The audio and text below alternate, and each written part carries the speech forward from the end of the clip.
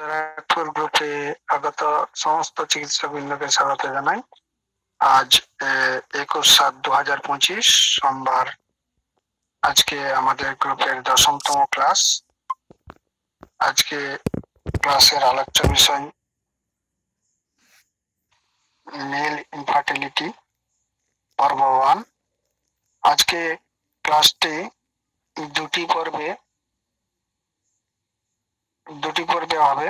প্রথম পর্বে আলোচনা করবেন ডক্টর তিয়াসা দেবনাথ ম্যাডাম এবং দ্বিতীয় পর্বে হোমিওপ্যাথিক দৃষ্টিভঙ্গিতে এই বিষয়ের উপরে আলোচনা করবেন আমাদের স্যার ডক্টর নীলকান্ত সরকার স্যার। তো তিয়াসা দেবনাথ ম্যাডামকে আজকে আলোচনা শুরু করার জন্য অনুরোধ করব। তার পূর্বে আপনাদের উদ্দেশ্যে জানাচ্ছি আপনারা সবাই মিউট অবস্থায় থাকবেন, অযথা আনমিউট হবেন না বা ভিডিও ওপেন করবেন না। এসে ম্যাম শুরু করুন আপনি। হ্যাঁ, থ্যাংক ইউ অনিন্দ্র সুন্দর দা। শুভ সন্ধ্যা উপস্থিত সকলকে। হোমিও রিভিউয়ার গ্রুপকে এবং ডক্টর নীলকান্ত সরকার স্যারকে আমার অশেষ ধন্যবাদ আমাকে আরেকটা ক্লাস করানোর সুযোগ করে দেওয়ার জন্য। আজকে ক্লাসটা যেহেতু আমি একটু স্লাইড শেয়ার করছি, নইলে বুঝতে খুবই অসুবিধা হবে, এবং স্লাইড শেয়ার করছে আমার হয়ে সাজদা আমার বন্ধু, কেননা আমি আমার কম্পিউটার থেকে স্লাইড শেয়ার করা যাচ্ছে না। তো হতে পারে যে নেটওয়ার্ক কানেকশনের একটু সমস্যা হবে, হতে পারে অনেকেরই অসুবিধা হবে। তো আমি একটা কাজ করছি, আমি এই স্লাইডের পাওয়ার পয়েন্ট প্রেজেন্টেশন এবং পিডিএফ ফরম্যাট দুটো আমাদের এই হোমিও রিভিউয়ার ব্যারাকপুর গ্রুপে পাঠিয়ে রাখছি, যাতে যদি কোনোভাবে কারো নেটওয়ার্ক কানেকশনে কোনো অসুবিধা হয় তারা নিজেরা ফোন থেকে দেখতে পারেন, নিজেরা খুলে, এবং আমার কথা ফলো করতে পারেন। আশা করি অসুবিধা হবে না, তাও আমি একবার পাঠিয়ে রাখছি। আমি পিডিএফ ফরম্যাটে পাঠালাম, আর আমি পিপিটি ফরম্যাটেও পাঠিয়ে দিচ্ছি। যার ফোনে যে ফরম্যাটে খুলবে আর কি, সে সেভাবে দেখতে পারবে।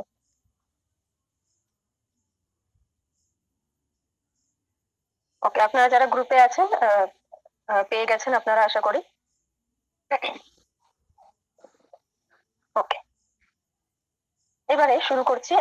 শুরু করার আগে অবশ্যই আমার এই সাবজেক্টের গুরু প্রফেসর ডক্টর অমিলা মোদক ম্যামকে আমার শ্রদ্ধা জানিয়ে ক্লাসটা স্টার্ট করছি। আজকের টপিকটা হচ্ছে ইনফার্টিলিটি। বিশেষ করে ডিসকাশনটা হবে মেল ইনফার্টিলিটির ওপর। তাহলে শুরু করা যাক যে ইনফার্টিলিটি কথাটার মানে কি, ডেফিনেশনটা কি।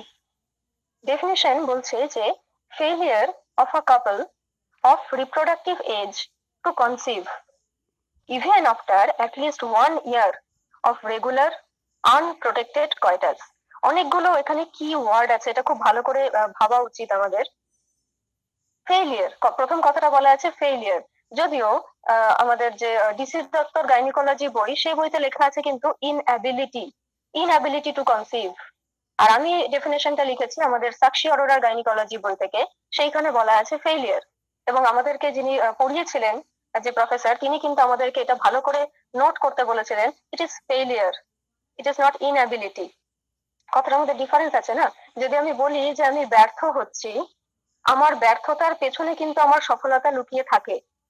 তাহলে এখন হয়তো আমি ব্যর্থ, আজ হয়তো ব্যর্থ, কাল যে আমি সফল হব না তার কিন্তু কোনো মানে নেই। তার মানে ব্যর্থতা, ফেলিয়ার বললে তাহলে একটা চান্স থাকে যে হ্যাঁ দেয়ার ইজ সাকসেস। কিন্তু আমি যদি বলি ইনঅ্যাবল, তাহলে কিন্তু আমি বলতে চাইছি যে তারা হয়তো আর কোনোদিনই কনসিভ করতে পারবে না। তো ডিসি দত্তর গাইনিকোলজির একদম পুরোনো যে এডিশন, সেখানে কিন্তু ফেলিয়ার ছিল। তো হঠাৎ করে এরা যখন নতুন এডিশন পাবলিশ করছে, এরা লিখছে ইনঅ্যাবিলিটি। বাট আমার মনে হয়, এবং সাক্ষী অরোরার বইতেও যেটা লেখা রয়েছে ফেলিয়ার, এই ফেলিয়ার টার্মটা কিন্তু অনেক বেশি অ্যাপ্রোপ্রিয়েট ইনফার্টিলিটির ক্ষেত্রে। যদি আমি কোনো কাপলকে ইনঅ্যাবল বলি, ইনঅ্যাবল টু কনসিভ, তারা কিন্তু স্টেরাইল, তারা ইনফার্টাইল নয়। আর যদি আমি বলি তারা ফেলিয়ার টু কনসিভ, তার মানে তারা ইনফার্টাইল, স্টেরাইল নয়। তো ইনফার্টিলিটি আর স্টেরিলিটির মধ্যে ডিফারেন্স রয়েছে না। তো এটাই বলছে যে failure of a couple of reproductive age to conceive even after. হ্যাঁ, কতদিন ট্রাই করার পরে আমি বলবো একজন কাপল তারা ইনফার্টাইল? 1 বছর। 1 বছরটা বলা আছে টাইম লিমিট। এবং যে ওরা যে কয়টাসটা করবে সেটা রেগুলার হতে হবে। রেগুলার বলতে প্রত্যেকটা মেনস্ট্রুয়াল সাইকেলের যে মোস্ট ফার্টাইল পিরিয়ড ক্যালকুলেশন করে বলে দেওয়া যায় এটা আমি পরে যখন ফিমেল ফার্টিলিটি বলবো একদম ক্যালকুলেশনটা আরো হিসেব করে আমি দেখাবো কি করে ক্যালকুলেট করতে হয়। তো ওই সময় ডাক্তারবাবুদের যে কাউন্সিলিং করা হয় তো ফার্টিলিটির জন্য, তখন বলে দেওয়া হয় যে এই সময়টা রেগুলার সেক্সুয়াল কয়টাস করতে হবে এবং অবশ্যই আনপ্রোটেক্টেড করতে হবে, উইদাউট কন্ট্রাসেপটিভ করতে হবে। তাহলে এই গেল ইনফার্টিলিটির ডেফিনেশন। এবার এখানে যে টাইম লিমিটটা বলছে যে 1 বছর, এই 1 বছরটা কিন্তু সবার জন্য নয়। মানে যদি ওয়াইফের এজ হয়ে যায় 35-এর বেশি এবং যদি হাজবেন্ডের এজ হয়ে যায় 40-র বেশি, তাহলে কিন্তু এই 1 বছরের টাইম লিমিটটাকে কমিয়ে আমাদেরকে 6 মাসে নিয়ে আসতে হবে। মানে 6 মাস পরে যদি দেখা যায় হাজবেন্ড ওয়াইফের বয়স 40 and 35 এরকম, তাহলে আমরা 1 বছর ওয়েট করব না, 6 মাস ওয়েট করার পরে আমরা এদেরকে ইনফার্টাইল ভেবে নেব এবং সেই অনুযায়ী ট্রিটমেন্ট শুরু করব বা কাউন্সেলিং শুরু করব। আচ্ছা, এবার ইনফার্টিলিটি দু রকমের হতে পারে, একটা হচ্ছে প্রাইমারি, একটা হচ্ছে সেকেন্ডারি।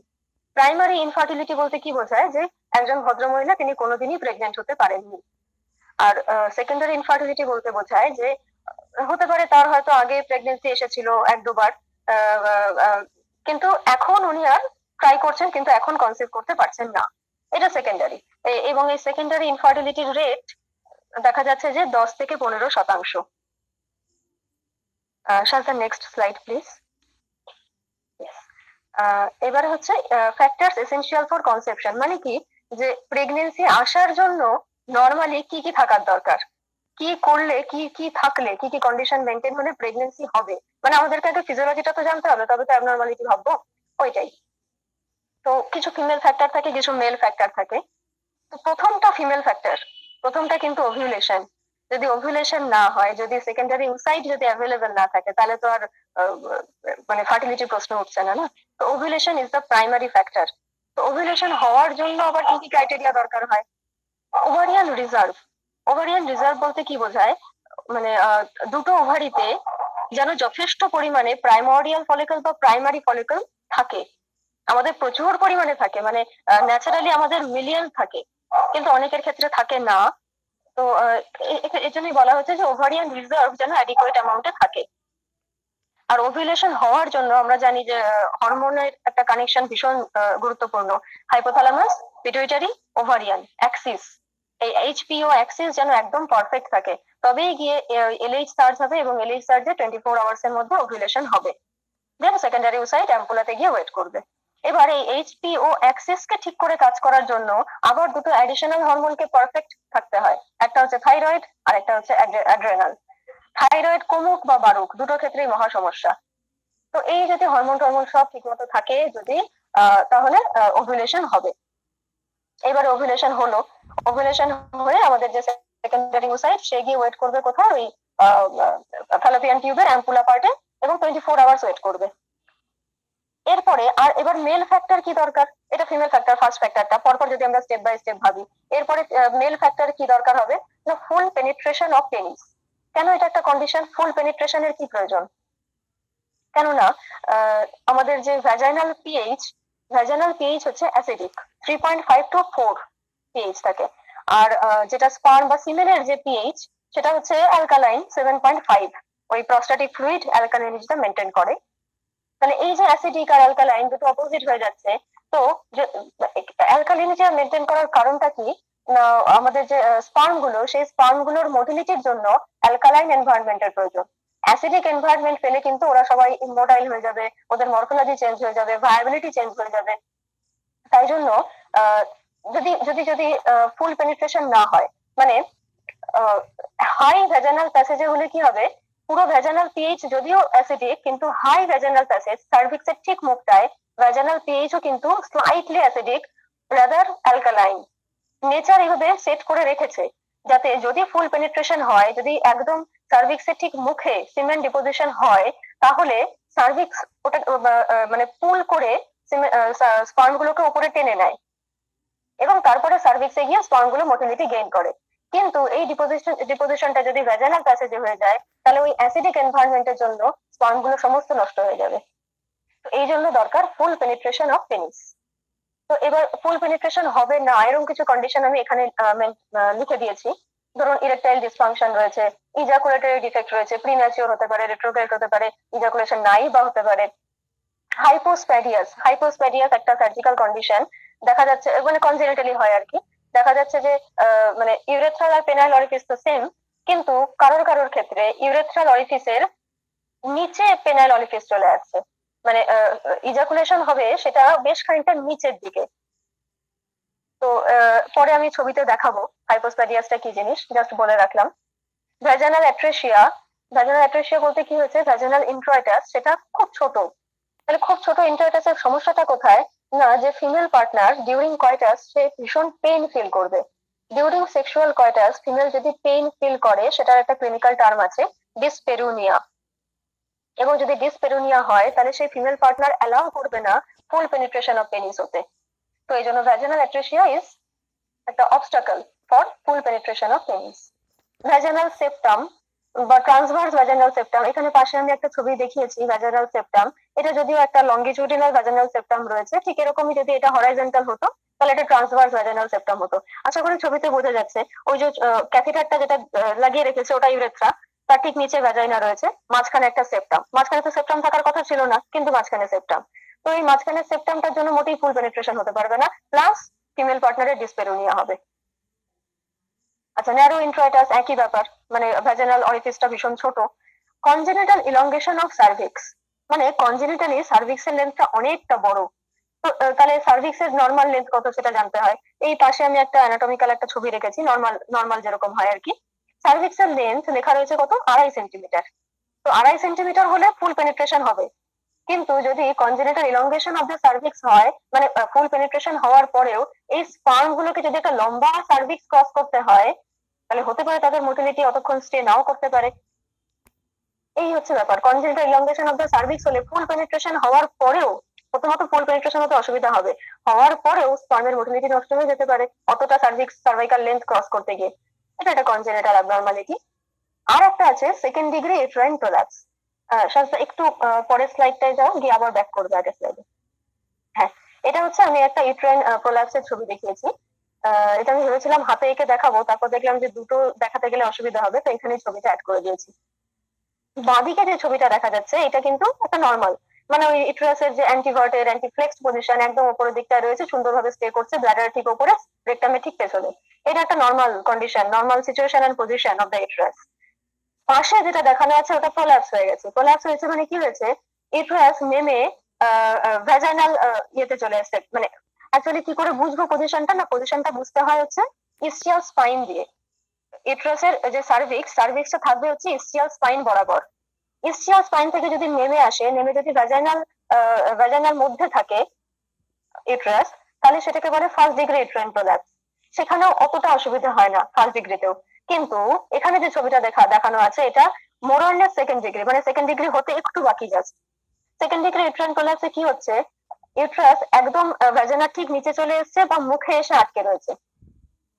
তাহলে যখন এরকম মুখে এসে আটকে রয়েছে, তাহলে ডিউরিং সেক্সুয়াল কয়টাস পেশেন্টের ভীষণ পেইন ফিল হবে, এবং সার্ভাইকাল পুলিং এফেক্টও ঠিক করে হবে না, বিকজ এই ইউটেরাসের সিচুয়েশন এন্ড পজিশন দুটো একটু অদ্ভুত হয়ে গেছে, চেঞ্জ হয়ে গেছে। তাহলে এই সেকেন্ড ডিগ্রি ইউটেরাইন প্রোল্যাপসও আমাদের ইনফার্টিলিটি ডেভেলপ করতে পারে। Shasta back to previous slide, thank you. এবারে এটা গেল হচ্ছে ফুল পেনিট্রেশন অফ পেনিস নিয়ে এইসব।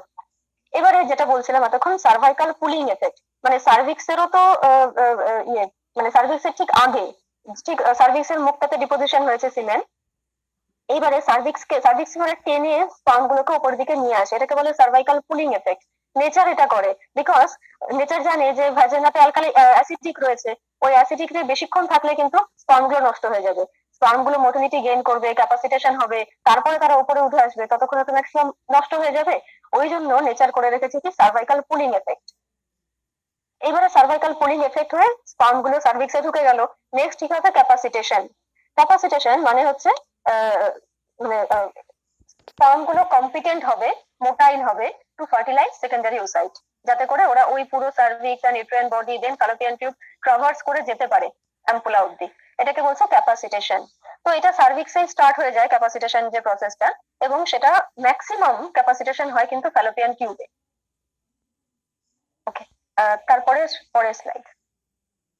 হ্যাঁ, এইবারে নেক্সট কন্ডিশন কি হবে, যে transport of spermatozoa through cervix and uterine body. ওই পাশে ছবি দেখানো আছে, ডিপোজিশন হয়েছে, মোটিলিটি গেইন করেছে, ক্যাপাসিটেশন হয়েছে, তারা উপর দিকে যাচ্ছে এবং ওই সেকেন্ডারি ওসাইড বসে আছে অ্যাম্পুলার কাছটাতে, ওইখানে গিয়ে এবার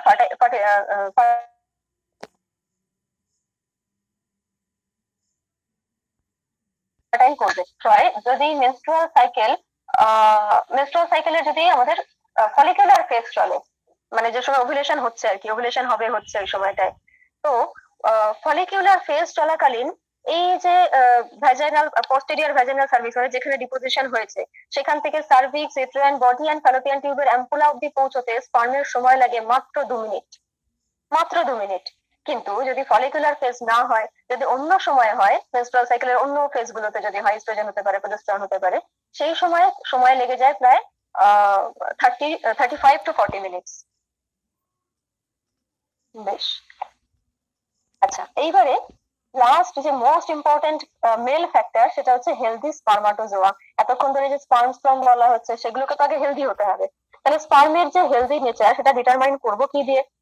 মোটিলিটি দেখতে হবে, মরফোলজি দেখতে হবে, sperm count, sperm concentration. Sperm count আর স্পার্ম কনসেন্ট্রেশনের ডিফারেন্স হচ্ছে পার ইজাকুলেশন কত হচ্ছে আর পার এমএল কত হচ্ছে। এগুলো আবার ডিটেলসে আসছি আমি একটু বাদে। সিমেনের ভলিউম কিরকম রয়েছে এন্ড কতগুলো ভায়াবল স্পার্ম রয়েছে, তো এইগুলো দিয়ে আমি ডিটারমাইন করতে পারবো যে একজন মেলের স্পার্মের কতগুলো হেলদি অ্যাকচুয়ালি, দিয়ে সেই অনুযায়ী আমরা ফার্টিলিটি ডিটারমাইন করতে পারি হেলদি স্পার্মাটোজোয়ার নাম্বার দেখে। And last most important female factor, another most important female factor, প্রথম যেটা ছিল ovulation, that was most important female factor. Second most important female factor, fallopian tube should be patent. আচ্ছা, এবার যদি fallopian tube patent না হয় তাহলে sperm যাবে বা কি করে, সেকেন্ডারি ওসাইডই বা যাবে কি করে, ফার্টিলিটি বা হবে কি করে, ফার্টিলাইজ হবে কি করে, আর যদি ফার্টিলাইজ হয়েও যায় তারপরে জাইগোট বা ট্রাভেল করে আসবে কি করে? সো অবভিয়াসলি fallopian tube কে প্যাটেন্ট হতে হবে। তাহলে fallopian tube প্যাটেন্ট না হওয়ার কি কারণ থাকতে পারে? ইনফেকশন হতে পারে, ইনফেকশন হয়েছে মানে ইনফ্লামেশন হবে। এবার ইনফ্লামেশন হওয়া মানে কি? ওই যে সিলিয়া গুলো রয়েছে, আমি ছবিতে দেখিয়েছি, ছোট ছোট সিলিয়া আছে, সেখানে দেখা যাচ্ছে কিনা, একদম ছোট ছোট সিলিয়া দেখা যাচ্ছে। ওই সিলিয়া গুলো কি করে? মুভমেন্টে হেল্প করে, সেকেন্ডারি ওসাইটেরও মুভমেন্টে হেল্প করে, স্পার্মেরও মুভমেন্টে হেল্প করে। ইভেন যে পাশে যে এপিথেলিয়াল সেল গুলো রয়েছে সেই সেলগুলো পেরিস্টালটিক মুভমেন্টে হেল্প করে। তো এই সব মুভমেন্টের মাধ্যমে কিন্তু স্পার্মের মুভমেন্ট হয়, সেকেন্ডারি ওসাইটের মুভমেন্ট হয়, এন্ড তারপরে ফার্টিলাইজ হয়ে গেলে জাইগোটের মুভমেন্ট হয়। যদি ইনফেকশন বা ইনফ্লামেশন হয়ে এই সিলিয়া নষ্ট হয়ে যায়, এপিথেলিয়াল সেলগুলো নষ্ট হয়ে যায়, এন্ড মোস্ট ইম্পর্টেন্ট ওই যে এপিথেলিয়াল সেলগুলো যদি নষ্ট হয়ে যায় ইনফ্লামেশন হয়ে, তাহলে যখন হিলিং হবে ইনফ্লামেশনের লাস্ট স্টেজে, তখন কি হবে? ফাইব্রোসিস হবে, ফাইব্রোটিক ব্যান্ড ফর্মেশন হবে, সেই fibrotic band further obstruction create করবে। তো এইসব কারণে টিউবাল ব্লকেজ হয়ে যেতে পারে, এবং ইনফ্লামেশন হলে আবার ইডিমা ফর্মেশন হতে পারে, এরকম বিভিন্ন ফ্যাক্টর রয়েছে। তো এইসব দেখে মানে এইসব খেয়াল রাখতে হবে। একটাও যদি ফ্যালোপিয়ান টিউব আমাদের যদি ব্লক হয়ে যায় তাহলে কিন্তু একটা ফিমেল ফ্যাক্টরের ফার্টিলিটি 50% কমে গেল, বিকজ দুটো ফ্যালোপিয়ান টিউব একটা অল্টারনেটলি কাজ করবে, এক মাসে একটা, আরেক মাসে একটা। তাহলে যদি একটা টিউব ব্লক হয়ে যায় তার মানে ফার্টিলিটি কিন্তু 50% রিডিউসড। এবং লাস্ট পয়েন্ট যেটা, ফার্টিলাইজেশন যদি হয়ে যায় ফলোড বাই ইমপ্ল্যান্টেশন, অনেক ক্ষেত্রে দেখা যাচ্ছে প্রেগন্যান্সি আসছে, ইভেন আর্টিফিশিয়াল রিপ্রোডাক্টিভ টেকনোলজির মাধ্যমে ফার্টিলাইজেশন করা হচ্ছে, কিন্তু তারপরেও ইউটেরাসের মধ্যে তো যে ইউটেরাইন বেড সেটাকে তো ক্যাপাসিটেটেড হতে হবে যাতে সে জাইগোটটাকে রিসিভ করতে পারে, তাকে ওখানে থাকতে দিতে পারে 9 মাস। যদি ইউটেরাইন বেড ঠিকঠাক না থাকে তাহলে তো ফার্টিলাইজেশন হবে না, মানে ফার্টিলাইজেশন হলেও আলটিমেটলি ইমপ্ল্যান্টেশন না হওয়ার কারণে প্রেগন্যান্সি কন্টিনিউ হবে না। তো ফার্টিলাইজেশন ফলোড বাই ইমপ্ল্যান্টেশন, এটাই কিন্তু প্রেগন্যান্সির ডেফিনেশন, শুধু ফার্টিলাইজেশন তো নয়। ওকে, তাহলে এই হচ্ছে আমাদের প্রেগন্যান্সি আসার এবং প্রেগন্যান্সি কন্টিনিউ হওয়ার মোস্ট ইম্পর্টেন্ট ফ্যাক্টরস। হ্যাঁ, নেক্সট সাইড প্লিজ। ওকে, এবারে আমি একটু স্ট্যাটিস্টিক্স দেখানোর চেষ্টা করেছি যে মানে কিরকম কজ রয়েছে, মানে আমাদের যারা ইনফার্টাইল কাপল যারা রয়েছেন তাদের মধ্যে মেল ফ্যাক্টর কতগুলো রয়েছে, ফিমেল ফ্যাক্টর কতগুলো রয়েছে, কোন ফ্যাক্টরের বেশির জন্য তারা ইনফার্টাইল, এরকম একটা দেখানোর চেষ্টা করেছি চার্টের মাধ্যমে। দেখুন, দেখা যাচ্ছে যে মেল ফ্যাক্টর কজ ইনফার্টাইলের ক্ষেত্রে এরকম দেখা যাচ্ছে যে 30 to 40% কেস, আর female factor is the contributing factor এরকম দেখা যাচ্ছে 50 to 60%। একটু বেশি, ফিমেল ফ্যাক্টর কিন্তু 50 to 60%। আর কম্বাইন্ড এন্ড আনএক্সপ্লেইনড, কম্বাইন্ড মানে হচ্ছে মেল এন্ড ফিমেল দুজনের জন্যই, সেটা হচ্ছে 10%। আনএক্সপ্লেইনড মানে কোনো কিছু মেডিকেলি পাওয়া যাচ্ছে না, everything is normal, still they are infertile, এরকম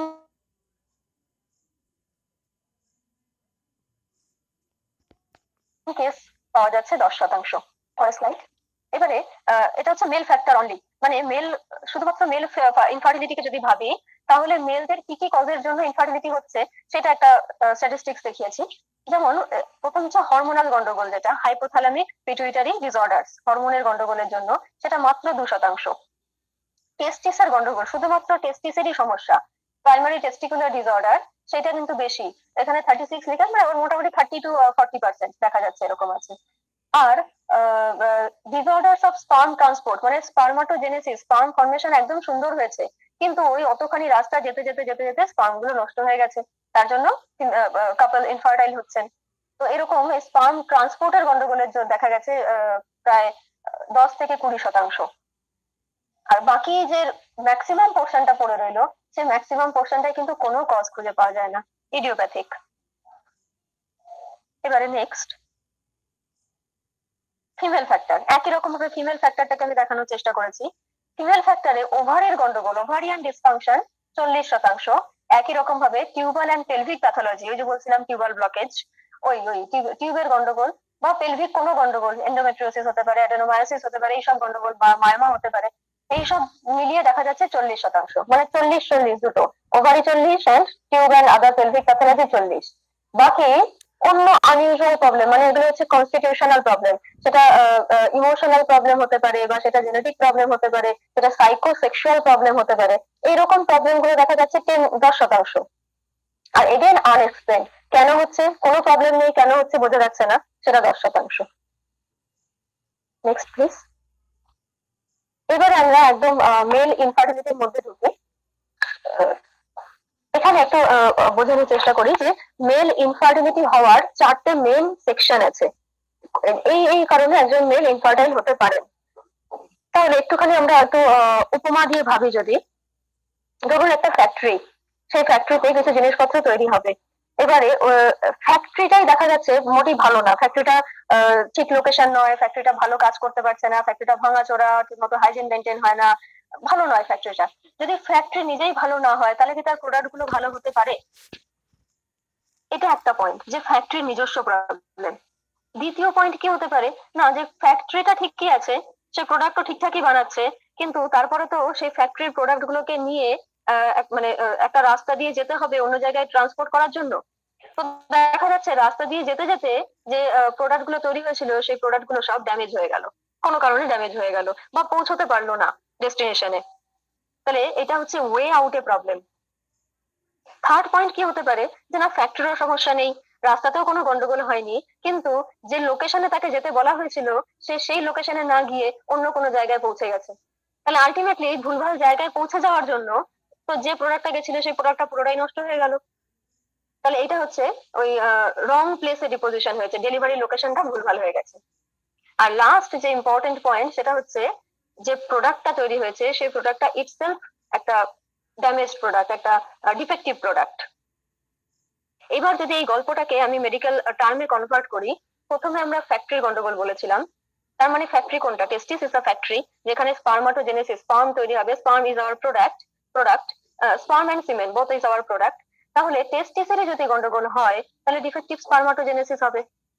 আবার দেখা গেল টেস্টিসে গন্ডগোল নেই, স্পার্মাটোজেনেসিস ঠিকঠাক হয়েছে, কিন্তু দেখা গেল ওই যে আমাদের এপিডিডাইমিস আছে, দেন ভালভ ডিফারেন্স আছে, দেন ইজাকুলেটরি ডাক্ট আছে, একটা বিরাট বড় একটা রাস্তা, এবং তারপরে আবার সার্ভিক্সে ডিপোজিশন হবে, ভ্যাজানাতে ডিপোজিশন হবে, সার্ভিক্স ক্রস করবে, ট্রেন বডি ক্রস করবে, ফ্যালোপিয়ান টিউব ক্রস করবে, একটা বিরাট লম্বা রাস্তা। এই রাস্তায় যেতে যেতে দেখা গেল প্রোডাক্ট গুলো নষ্ট হয়ে যাচ্ছে। এটার মানে ওয়ে আউটের যে সমস্যা, এটা এটা second point, obstruction of the efferent duct system. এবারে থার্ড পয়েন্ট যেটা, failure to deposit sperm high in the vagina, মানে লোকেশনটা ভুলভাল হয়ে গেছে। ঠিক লোকেশনটা কোনটা ছিল, হাই ইন দ্য ভ্যাজাইনা, সার্ভিক্সের ঠিক মুখটা ডিপোজিশন করতে হবে, দেখা গেল ডিপোজিশনটা হয়েছে lower passage in the vagina. তাহলে ভুল প্যাসেজে ডিপোজিশন হওয়ার জন্য একদম সুস্থ স্বাভাবিক স্পার্ম গুলো সব নষ্ট হয়ে গেল। আর লাস্ট পয়েন্টটা কি, স্পার্ম গুলো যেগুলো তৈরি হয়েছে বা সেমিনাল ফ্লুইডে যে যে কম্পোজিশন হওয়া উচিত সেইগুলোই ডিফেক্টিভ, সেইগুলোর মধ্যেই কিছু না কিছু এরর রয়েছে। এই এই চারটে এরিয়াকে আমরা ফার্দার আরো ডিটেইলে কনসিডার করব। মানে যখন আমরা ট্রিটমেন্ট করব আমাদেরকে এই চারটে কন্ডিশনের কথাই ভাবতে হবে যে কোথায় সমস্যাটা হচ্ছে, এই জন্য চারটে পয়েন্ট লিখেছি। এবারে একটা স্ট্যাটিস্টিক্স বলা আছে, দেখা যাচ্ছে যারা ইনফার্টাইল কাপল রয়েছেন তাদের 20% কাপলের ক্ষেত্রে দেখা যাচ্ছে যে male factor is only cause, আর 50% কেসের ক্ষেত্রে কিন্তু দেখা যাচ্ছে যে male factor is just a contributing cause. এটা জাস্ট একটা স্ট্যাটিস্টিক্স বলা থাকলো, এটা নিয়ে বেশি ভাবনা চিন্তা করার দরকার নেই। আচ্ছা, নেক্সট স্লাইডে চলো। এইবারে আমাদের একটু ফিজিওলজিটা জানতে হবে স্পারমাটোজেনেসিসের, ছোট করে যেটুকু দরকার অনলি সেটুকুই। তো স্পারমাটোজেনেসিস কোথায় হবে? টেস্টিসে হবে। টেস্টিসে দুটো কম্পার্টমেন্ট, কোনটা? একটা হচ্ছে সেমিনিফেরাস টিউবিউল, ওই যে একটা গোল রিং দেখা যাচ্ছে ওইটা হচ্ছে সেমিনিফেরাস টিউবিউল। এবার ওই সেমিনিফেরাস টিউবিউল একটা রয়েছে, আর সেমিনিফেরাস টিউবিউলের বাইরে কিছু কিছু সেল দেখা যাচ্ছে, ক্লাস্টার করে 3-4টে সেল এরকম রয়েছে, ওই সেলগুলোকে বলা হচ্ছে লেডিক সেল। আর সেমিনিফেরাস টিউবিউলের মধ্যে যে বড় বড় জিনিসগুলো দেখা যাচ্ছে, দেখুন আপনার এখানে মেনশন করাই আছে সার্টোলি সেল, যে বড় বড় সেলগুলো রয়েছে সেগুলো সার্টোলি সেল। আর দুটো সেলের মাঝখানে যে অন্য ছোট ছোট সেলগুলো রয়েছে সেগুলো হচ্ছে অ্যাকচুয়ালি মানে জার্ম সেল, যেখান থেকে স্পার্ম ফর্মেশন হবে, মানে স্পার্মাটোগোনিয়াম। এবারে তাহলে দুটো সেলের কাজ কি? মানে এই দুটো সেল ইম্পর্টেন্ট, আরো অনেক সেল আছে, অত তো দরকার নেই আমাদের। সার্টোলি সেল কি করছে? স্পার্মাটোজেনেসিস করছে। আর পাশে যে লেডিক সেলগুলো রয়েছে ইন্টারস্টিশিয়ামে, ওই লেডিক সেলগুলো একটা মোস্ট ইম্পর্টেন্ট হরমোন ক্রিয়েট করছে, সেটা হচ্ছে টেস্টোস্টেরন। এবং টেস্টোস্টেরন ফার্দার আমাদের স্পার্মাটোজেনেসিসে হেল্প করছে। এবং ওই যে মাঝখানে যেটা রয়েছে লুমেন, ওই যে স্পার্মাটোজোয়া গুলো ফর্মেশন হয়েছে, ওই স্পার্মাটোজোয়া গুলো যখন মোটামুটি ম্যাচিওর হয়ে যাবে তারা লুমেনে ঢুকবে, লুমেন থেকে তারা চলে যাবে এপিডিডাইমিসে। আমরা পুরো পাথওয়েটা দেখবো একটু বাদে। পরের স্লাইডে চলো। এখানে এবারে স্পার্মাটোজেনেসিস হওয়ার জন্য যে মানে হরমোনের যে রেগুলেশনটা প্রয়োজন সেটা এখানে দেখানো আছে। ঠিক যেরকম আমাদের বলছিলাম যে ফিমেল ফ্যাক্টরে ওভিউলেশন হওয়ার জন্য হাইপোথ্যালামাস পিটুইটারি ওভারিয়ান অ্যাক্সিসের প্রয়োজন, তাহলে মেলের ক্ষেত্রে সেটা কি হয়ে যাবে? হাইপোথ্যালামাস পিটুইটারি টেস্টিস অ্যাক্সিস। এবারে হাইপোথ্যালামাস সেই তো সব কাজ করে, সেই শুরু করে সবকিছু। হাইপোথ্যালামাস কি করছে? গোনাডোট্রপিন রিলিজিং হরমোন তৈরি করছে, জিএনআরএইচ। জিএনআরএইচ এর সিক্রেশনটা হয় পালসেটাইল। এই পালসেটাইল সিক্রেশন অ্যান্টেরিয়র পিটুইটারিকে স্টিমুলেট করবে। অ্যান্টেরিয়র পিটুইটারি থেকে দুটো মেইন হরমোন বেরিয়ে আসবে, এফএসএইচ অ্যান্ড এলএইচ। এফএসএইচ ঠিক আমাদের ফিমেলে যেরকম পড়েছিলাম ঠিক একই রকম অলমোস্ট। এফএসএইচ কাকে স্টিমুলেট করছে? গিয়ে সেমিনিফেরাস টিউবিউল, এবং সেমিনিফেরাস টিউবিউলের অ্যাকচুয়ালি কোথায়? সার্টোলি সেলকে। এবং সার্টোলি সেল ওই স্টিমুলেশনটা পেয়ে এফএসএইচ এর সাহায্যে স্পার্মাটোজেনেসিস প্রসেসটা শুরু করছে। আর এবার সহায়ক হিসেবে আছে এলএইচ, অ্যান্টেরিয়র পিটুইটারি থেকে বেরিয়েছে এলএইচ। এলএইচ কার উপরে গিয়ে কাজ করবে?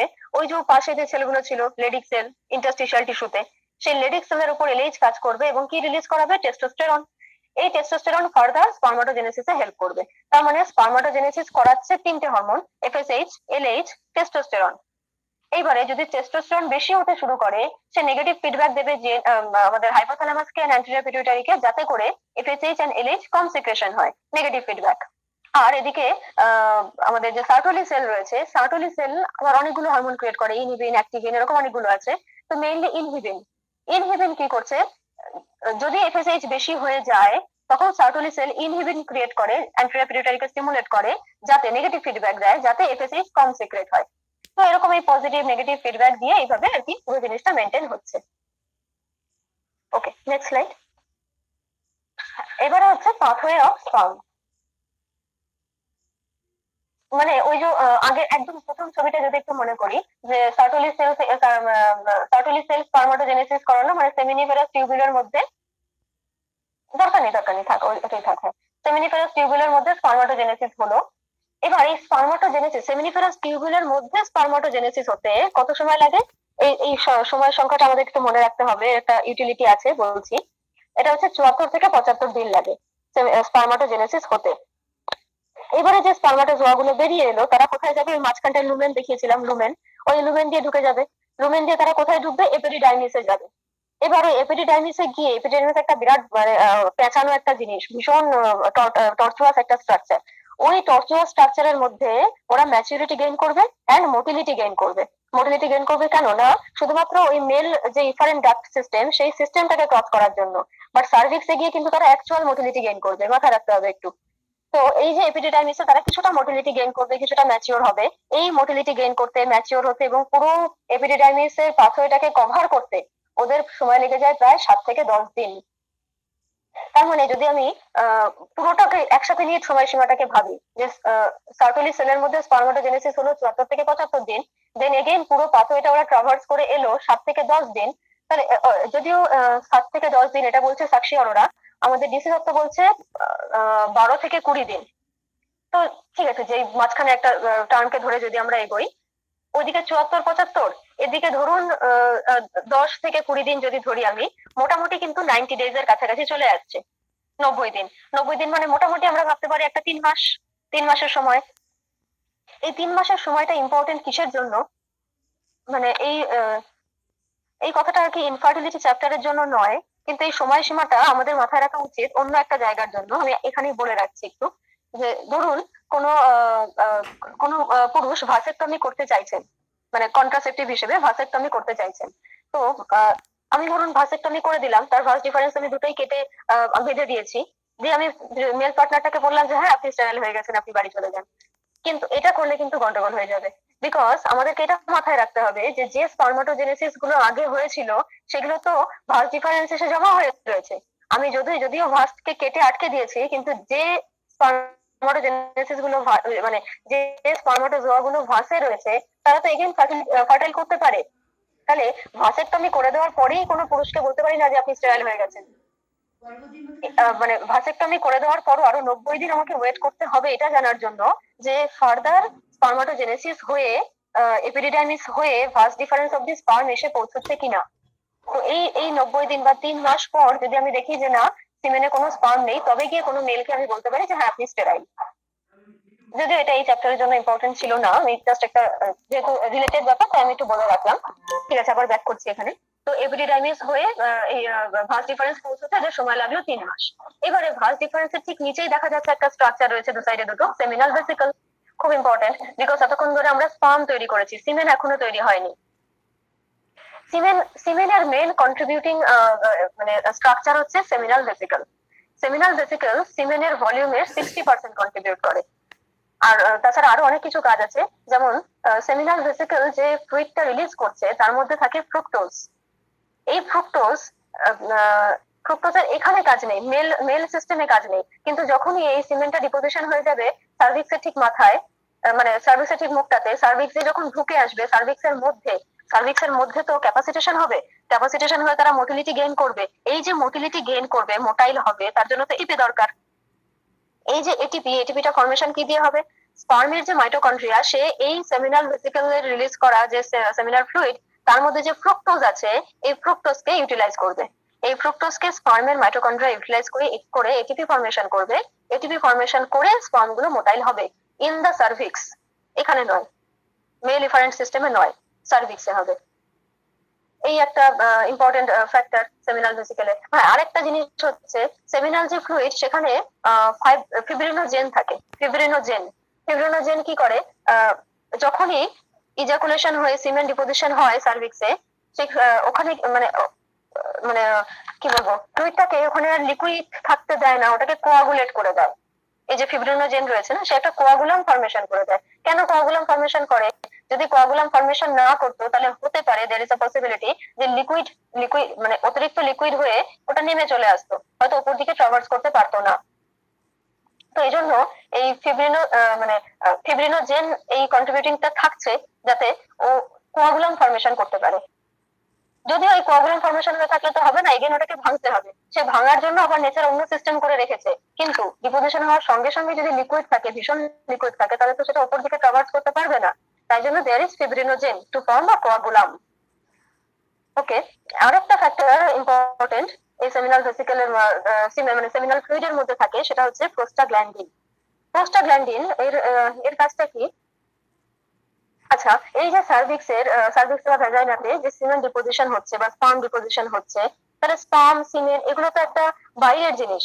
মানে একজন মহিলার শরীরে যদি একটা বাইরের অ্যান্টিবডি ঢোকে, অ্যান্টিজেন ঢোকে, তাহলে সে সেটাকে বাইরের লোক হিসেবে ট্রিট করবে।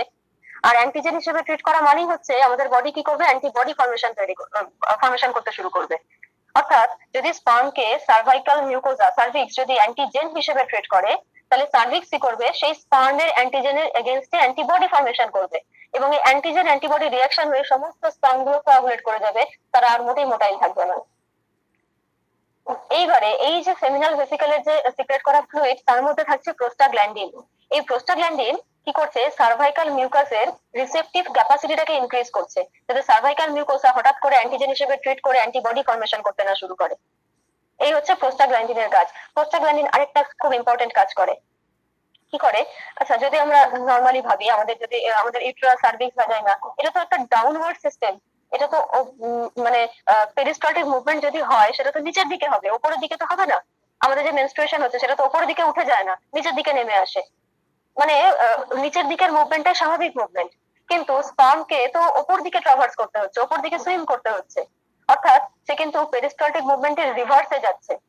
এই প্রোস্টাগ্ল্যান্ডিন, সেমিনাল ভেসিকলে সিক্রেট করা প্রোস্টাগ্ল্যান্ডিন, এ কি করছে, রিভার্স পেরিস্টালটিক মুভমেন্টে হেল্প করছে স্পার্মের। তাহলে আরেকবার বলি, সেমিনাল ভেসিকলের যে ফ্লুইডটা, সেমিনাল ফ্লুইড, সেটা কি করছে, খুব ইম্পর্টেন্ট, 60% কন্ট্রিবিউশন করছে সেমিনাল ভলিউম ফর্মেশনে। এখানে যে ফ্রুক্টোজ থাকছে সেটা দিয়ে স্পার্ম মোটিলিটি গেইন করছে। এখানে যে ফিব্রিনোজেন থাকছে সেটা কোয়াগুলাম ফর্মেশন করছে, যাতে সঙ্গে সঙ্গে ওটা ঝরে পড়ে না যায়।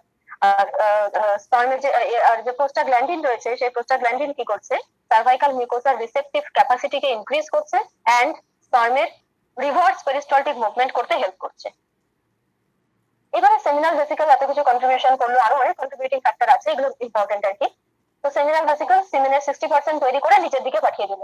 নিচের দিকে নামার পরে আমরা কি দেখতে পাচ্ছি, প্রোস্টেট গ্ল্যান্ড রয়েছে। এই প্রোস্টেট গ্ল্যান্ড এগেইন তার একটা সিক্রেশন দেবে, প্রস্ট্যাটিক সিক্রেশন দেবে। প্রস্ট্যাটিক সিক্রেশন মোটামুটি 30% কন্ট্রিবিউশন করে সিমেনের। তাহলে উপরে হয়ে গেল 60%, নিচে হয়ে গেল 30%, করে নিল 10%। ওই 10% টুকু হচ্ছে স্পার্মাটোজোয়া।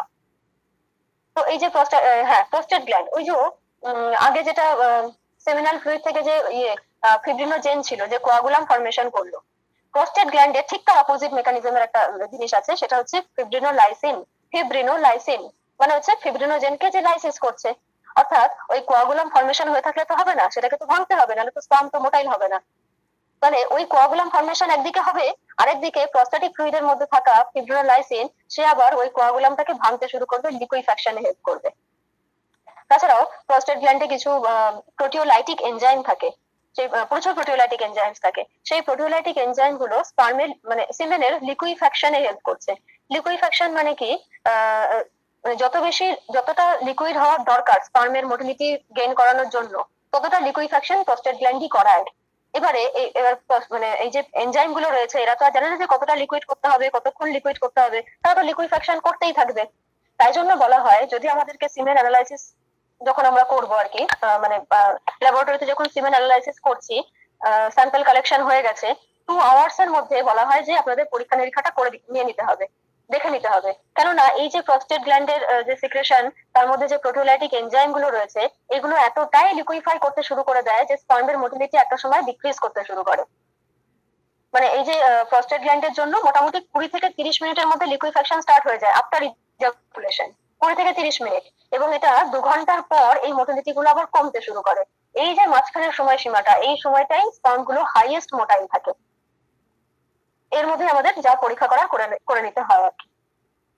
তাছাড়া আরেকটা খুব ইম্পর্টেন্ট ব্যাপার, প্রস্টেট গ্ল্যান্ডের সিক্রেশন, প্রস্ট্যাটিক ফ্লুইড যে টেম্পারেচার বা যে অ্যাসিড যে পিএইচটা মেনটেন করছে, এই পিএইচটাই কিন্তু স্পার্মের মোটিলিটির জন্য প্রয়োজন। এই পিএইচটা মোটামুটি অ্যালকালাইন, ওই 7.2 থেকে 7.8, আর মোটামুটি 7.5 আর ওরকম। এবারে প্রস্টেট গ্ল্যান্ড থেকে নেমে চলে এলাম। তাহলে প্রস্টেট গ্ল্যান্ড একবার রিভাইজ করে দিই। প্রস্টেট গ্ল্যান্ডে তাহলে 3টে ইম্পর্টেন্ট জিনিস পাওয়া গেল। 30% কন্ট্রিবিউশন, ফিব্রিনোলাইসিন যেটা কোয়াগুলামকে আবার লিকুইফাই করে দিল, প্রোটিওলাইটিক এনজাইম যেগুলো লিকুইফ্যাকশনে হেল্প করছে, স্পার্মের মোটিলিটি গেইন করাচ্ছে, কিন্তু বেশিক্ষণ দেরি হয়ে গেলে, 2 ঘন্টার বেশি হয়ে গেলে কিন্তু আবার স্পার্ম গুলোকে ইমোটাইল করে দেবে, এন্ড পিএইচ কে মেনটেন করছে সিমেনের।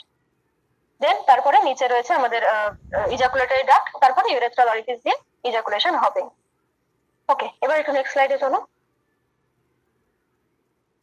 এবারে স্পার্মাটোজেনেসিস, এতক্ষণ আমরা নর্মাল স্পার্মের পাথওয়ে, নর্মাল স্পার্মাটোজেনেসিস কি করে হচ্ছে, হরমোন এইসব দেখেছিলাম, নর্মাল গুলো, ফিজিওলজি গুলো।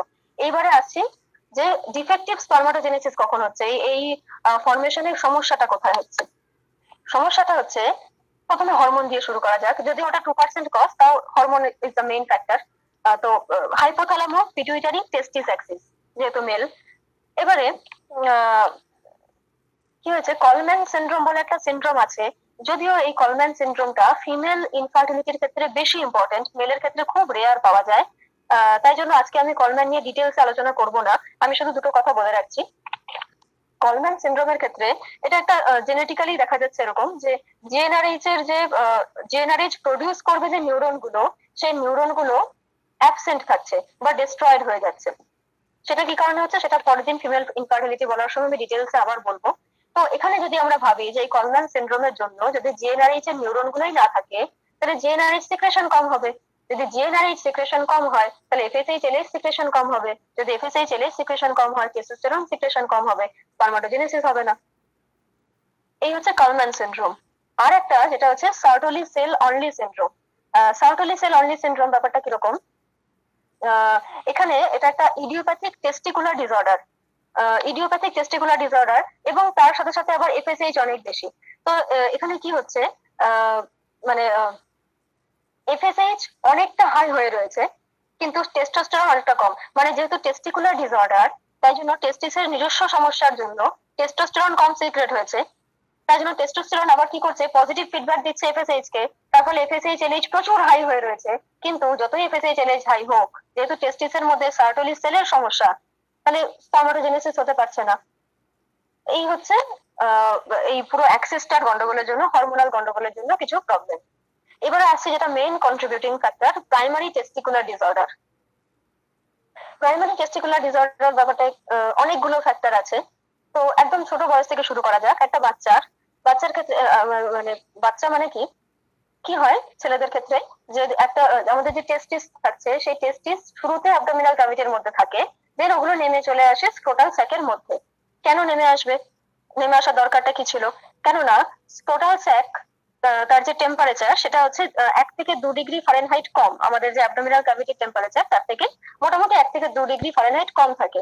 এই স্ক্রোটাল টেম্পারেচারটা মেনটেন করা প্রয়োজন যাতে করে স্পারমাটোজেনেসিস ঠিক করে হয়। কারণ যদি টেম্পারেচার বেশি থাকে তাহলে স্পারমাটোজেনেসিস প্রিভেন্ট হয়। আমাদের যে সার্টোলি সেল রয়েছে বা সেমিনিফেরাস টিউবিউল রয়েছে, সেই সেমিনিফেরাস টিউবিউল গুলো ডিজেনারেট হতে শুরু করে। তো এই জন্য নেচারই এভাবে এরকম একটা সিস্টেম করে রেখেছে যে প্রথমে অ্যাবডোমিনাল ক্যাভিটিতে যদিও টেস্টিস থাকবে, দেন ওটা ডিসেন্ড হয়ে নিচে নেমে আসবে স্ক্রোটাল স্যাকে, যাতে করে স্পারমাটোজেনেসিস ঠিক করে হতে পারে। কিন্তু কারোর কারোর ক্ষেত্রে বাচ্চাবেলায় এটা বোঝা যাবে, কোনো কোনো বাচ্চার ক্ষেত্রে দেখা যাচ্ছে যে এই টেস্টিকলটা ডিসেন্ড হচ্ছে না। এরকম এই আনডিসেন্ডেড টেস্টিস কে বলা হয় ক্রিপ্ট অর্কিডিজম। ক্রিপ্ট অর্কিডিজম বা ক্রিপ্টর্কিডিজম, মানে অর্কিড কথাটার মানে হচ্ছে টেস্টিস, ক্রিপ্ট মানে যেটা লুকিয়ে রয়েছে, এরকম আর কি। পাশে ছবি দেখিয়ে রেখেছি আমি। আর কি কি ফ্যাক্টর আছে, মানে এরকম ইনক্রিজ টেম্পারেচার হচ্ছে, এরকম আর কি কি ফ্যাক্টর আছে। মাম্পস অর্কাইটিস, আমরা আমাদের ড্রাগে পড়েছি মাম্পস অর্কাইটিস, মানে টেস্টিসের ইনফ্লামেশন হচ্ছে এবং তার রিজনটা হচ্ছে মাম্পস। অন্য যে কোনো ইনফেকশন হতে পারে, ভাইরাল বা ব্যাকটেরিয়াল ইনফেকশন হতে পারে, যেমন ক্লামাইডিয়া ট্র্যাকোম্যাটিস হতে পারে, মাইকোপ্লাজমা হতে পারে। যে এবার যদি ইনফেকশন হয়, ইনফেকশন হয়ে ইনফ্লামেশন হচ্ছে, তার মানে টেম্পারেচার ইনক্রিজ করবে। টেম্পারেচার ইনক্রিজ করা মানে আমাদের স্পারমাটোজেনেসিস প্রিভেন্ট হবে বা সেমিনিফেরাস টিউবিউল গুলো ডিজেনারেট হতে শুরু করবে। আবার শুধু যে টেস্টিসের ইনফ্লামেশন হবে তার তো ব্যাপার নেই, মানে মানে টেস্টিসের ইনফ্লামেশন হয়েও সবচেয়ে বেশি এফেক্ট কোথায় হয়, seminal vesicle and prostate gland. তাহলে seminal vesicle and prostate gland effect হওয়ার কারণেও কিন্তু স্পারমাটোজেনেসিস প্রিভেন্ট হতে পারে বা সেমিনাল ভলিউম কম হতে পারে, সেমিনাল ফ্লুইড ডিফেক্টিভ হতে পারে। এই গেল ইনফেকশনের ব্যাপারটা। আবার অকুপেশনাল একটা হ্যাজার্ড আছে, যেটার কারণে স্ক্রোটাল টেম্পারেচারটা যদিও টেস্টিস স্ক্রোটাল স্যাকে রয়েছে, বডির বাইরেই রয়েছে, কিন্তু তার সাথে স্ক্রোটাল টেম্পারেচারটা বেড়ে থাকে। এরকম একটা অকুপেশনাল হ্যাজার্ড হচ্ছে ট্রাক ড্রাইভার, যারা প্রায় 10 থেকে 12 ঘন্টা ওই ট্রাক চালাচ্ছেন বা বাস চালাচ্ছেন, ইঞ্জিনটা ঠিক ওপরে বসে রয়েছেন, তাদের স্ক্রোটাম কন্টিনিউয়াসলি একটা হাই টেম্পারেচারের সংস্পর্শে আসছেন, এবং এই হাই টেম্পারেচার কিন্তু স্পারমাটোজেনেসিসকে প্রিভেন্ট করছে এবং তাদেরকে ইনফার্টাইল করে তুলছে। যদিও তাদের স্পারমাটোজেনেসিসে ইটসেলফ কোনো প্রবলেম নেই, তাদের টেস্টিসেও কিন্তু ইটসেলফ কোনো প্রবলেম নেই। আচ্ছা, আরেকটা কন্ডিশন ভ্যারিকোসিল। ভ্যারিকোসিলের ছবি আমি পরে দেখিয়েছি। ভ্যারিকোসিল কথাটার মানে কি, যে স্ক্রোটামের যে ভেইন গুলো রয়েছে সেই ভেইনের ভালভ গুলো নষ্ট হয়ে যাওয়ার কারণে ভেইন গুলো কি হয়ে যাচ্ছে, এনগলজড হয়ে যাচ্ছে বা টর্চুয়াস হয়ে যাচ্ছে বা এনলার্জড হয়ে যাচ্ছে, মানে ভ্যারিকোসিটি ডেভেলপ করছে। তো এরকম যদি ভ্যারিকোসিটি ডেভেলপ করে, এটাও কিন্তু ভ্যারিকোসিল অ্যাকচুয়ালি মেল ইনফার্টিলিটির প্রাইমারি কজ। ভ্যারিকোসিল টেম্পারেচারও ইনক্রিজ করায়, স্পারমাটোজেনেসিসকেও প্রিভেন্ট করায়। আর কিছু কিছু কজ রয়েছে আয়াট্রোজেনিক। আয়াট্রোজেনিক বলতে মানে মেডিকেল মেডিকেল হ্যাজার্ড অ্যাকচুয়ালি, মানে মেডিসিন খাওয়ার কারণে, অন্য অন্য রোগের জন্য মেডিসিন খাওয়ার কারণে আমার ইনফার্টিলিটি হচ্ছে। সেরকম কি কি? যারা রেডিয়েশন নিচ্ছেন বা যারা সাইটোটক্সিক ড্রাগ খাচ্ছেন, এরকম অ্যান্টি হাইপারটেনসিভ ড্রাগের জন্য হয়, অ্যান্টি কনভালসেন্ট ড্রাগের জন্য হয়, অ্যান্টি ডিপ্রেসেন্ট ড্রাগের জন্য হয়। এইসব ড্রাগ বহু বছর ধরে কনজিউম করার কারণে হাজারটা সাইড এফেক্ট থাকে। ওই সাইড এফেক্টের জন্য কিন্তু স্পারমাটোজেনেসিস প্রিভেন্ট হয়, স্পেশালি টেস্টোস্টেরন হরমোনটা খুব এফেক্টেড হয়। এরপরও আরো কিছু কিছু কজ থেকে যায়, যেগুলোকে আমি মিসলেনিয়াস এর মধ্যে ফেলে দিয়েছি। যেমন তারা বহু বছর ধরে কোনো একটা রোগে ভুগছেন, ক্রনিক ডেবিলিটেটিং ডিজিজ, বা যারা ম্যালনিউট্রিশনে সাফার করছেন, বা যারা ভীষণ স্মোক করেন। এই তিনটে জিনিসই স্পারমাটোজেনেসিসকে বাধা দিচ্ছে। আর অ্যালকোহলটাকে আলাদা করে বলছি তার কারণ অ্যালকোহল কিন্তু স্পারমাটোজেনেসিসকে প্রিভেন্ট করছে। হেভি স্মোকিং স্পারমাটোজেনেসিসকে হিন্ডার করে, বাধা দেয়। অ্যালকোহল স্পারমাটোজেনেসিসকে বন্ধ করে দেয়। কি করে বন্ধ করে? স্পেশালি টেস্টোস্টেরন সিক্রেশন প্রিভেন্ট করে এবং জিএনআরএইচ সিক্রেশন প্রিভেন্ট করে। তাই জন্য আমি স্মোকিং আর অ্যালকোহলকে আলাদা আলাদা করে বললাম। এইগুলো হচ্ছে আমাদের ডিফেক্টিভ স্পারমাটোজেনেসিস। ডিফেক্টিভ স্পারমাটোজেনেসিস মানে হচ্ছে ফ্যাক্টরিতেই প্রবলেম। ফ্যাক্টরি নিয়ে এতক্ষণ ডিসকাস হলো। হ্যাঁ, এবার নেক্সট স্লাইডে হচ্ছে ওয়ে আউট। ফ্যাক্টরি থেকে ঠিকঠাকই বেরিয়েছিল জিনিসপত্র, কিন্তু রাস্তায় যেতে যেতে ড্যামেজ হয়ে গেছে, বা রাস্তায় কোনো একটা বাধা চলে এসেছে, ঠিক সময় ঠিক জায়গায় পৌঁছতে পারেনি। সেরকম কি 1 নম্বর হচ্ছে কার্টাজেনার সিনড্রোম। কার্টাজেনার সিনড্রোমে 4 রকমের সিনড্রোম, তো 4 রকমের সিমটম থাকে, 4 ধরনের সিমটম থাকে। কি হয় অ্যাকচুয়ালি, জিনিসটা একটা অটোজোমাল একটা ডিজিজ। এতে সিলিয়ারি ফাংশন গুলো নষ্ট হয়ে যায় এবং স্পার্মের মোটিলিটি নষ্ট হয়ে যায়। সিলিয়ারি ফাংশন নষ্ট হয় এন্ড স্পার্মের মোটিলিটি নষ্ট হয়ে ইনফার্টিলিটি ডেভেলপ করে। কিন্তু এর সাথে সাথে আরো 3টে জিনিস থাকে। এটাকে একটা শর্টে নিউমোনিক দিয়ে মনে রাখা যায়, BIRD, bird, BIRD। B for bronchiectasis. ওই একই ব্যাপার, যেরকম এই ফরেন ডাক্টের সিলিয়া নষ্ট হয়ে গেছে, ঠিক তেমনি আমাদের ব্রঙ্কাইয়েরও সিলিয়া নষ্ট হয়ে গেছে, দিয়ে ব্রঙ্কিয়েকটেসিস ডেভেলপ করেছে। এখানে সিলিয়া নষ্ট হয়ে ইনফার্টিলিটি ডেভেলপ করেছে, আই ফর ইনফার্টিলিটি। আর আর মানে হচ্ছে রিকারেন্ট সাইনোসাইটিস। অ্যাকচুয়ালি আমাদের এই যে সাইনাস গুলো ব্লক হয়ে যাচ্ছে, এর জন্য তো সিলিয়া দরকার। সিলিয়ারি মুভমেন্ট হয়ে আমাদের যে প্যারানাসাল সাইনাস গুলো রয়েছে, এখানেও সিলিয়ার মুভমেন্ট হতে হবে, যাতে করে অবস্ট্রাকশন না হয়, যাতে ফ্লোটা ঠিকঠাক থাকে। তো এই এখানে এখানে যেহেতু সিলিয়া নষ্ট হয়ে যাচ্ছে কার্টাজেনার সিনড্রোমে, তাহলে এখানে রিকারেন্ট সাইনোসাইটিস ডেভেলপ করছে। আর লাস্ট হচ্ছে BIRD।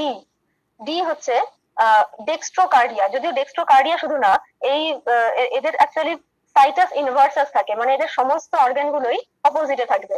মানে যার ডান দিকে থাকার কথা সে বাঁ দিকে, যার বাঁ দিকে থাকার কথা সে ডান দিকে। মানে হার্ট অপোজিটে পাবো, লিভার অপোজিটে পাবো, গলব্লাডার অপোজিটে পাবো, স্প্লিন অপোজিটে পাবো, লাইক দ্যাট। তো এই কার্টাজেনার সিনড্রোমে 4 রকমের সিমটম পাওয়া গেল। একটা হচ্ছে bronchiectasis, infertility, recurrent sinusitis and dextrocardia. Dextrocardia না বলে অ্যাকচুয়ালি বলা উচিত সাইটাস ইনভার্সাস, সমস্ত অর্গান গুলো অপোজিট সাইডে। মানে এই গেল একটা ইফারেন্ট ডাক্টের অবস্ট্রাকশনের প্রথম কজ, কার্টাজেনার সিনড্রোম। আর কি কি হতে পারে? ইফারেন্ট ডাক্টে ওই একই ব্যাপার, যেরকম ফ্যালোপিয়ান টিউবে পড়েছিলাম একই রকম। ইফারেন্ট ডাক্টে ইনফেকশন হয়েছে বা ইনফ্লামেশন হয়েছে, ওই ইনফেকশন ইনফ্লামেশনের যে এতগুলো একটু আগে পয়েন্ট বললাম যে মেকানিজম, সেই কারণে অবস্ট্রাকশন ক্রিয়েট হয়েছে। খুব ইম্পর্টেন্ট অবস্ট্রাকশন, মানে খুব ইম্পর্টেন্ট ইনফেকশন করায় কারা? Tubercular, gonococcal and surgical trauma. Surgical ট্রমাটা কোনটা? স্পেশালি হার্নিওর‍্যাফি করার সময় বহু ক্ষেত্রে, বহু মেলের ক্ষেত্রে দেখা গেছে ভাস ডিফারেন্স ইনজিওর হয়ে গেছে, এবং ভাস ডিফারেন্স যখন ইনজিওর হয়ে গেছে, ওই জায়গাটাকে আবার কারেক্ট করতে গিয়ে তারা আরো ইনজিওর করে ফেলেছে। মানে একটা এটা একটা আয়াট্রোজেনিক অ্যাকচুয়ালি মেডিকেল হ্যাজার্ড। এরকম একটা সার্জিক্যাল ট্রমা একটা one of the cause.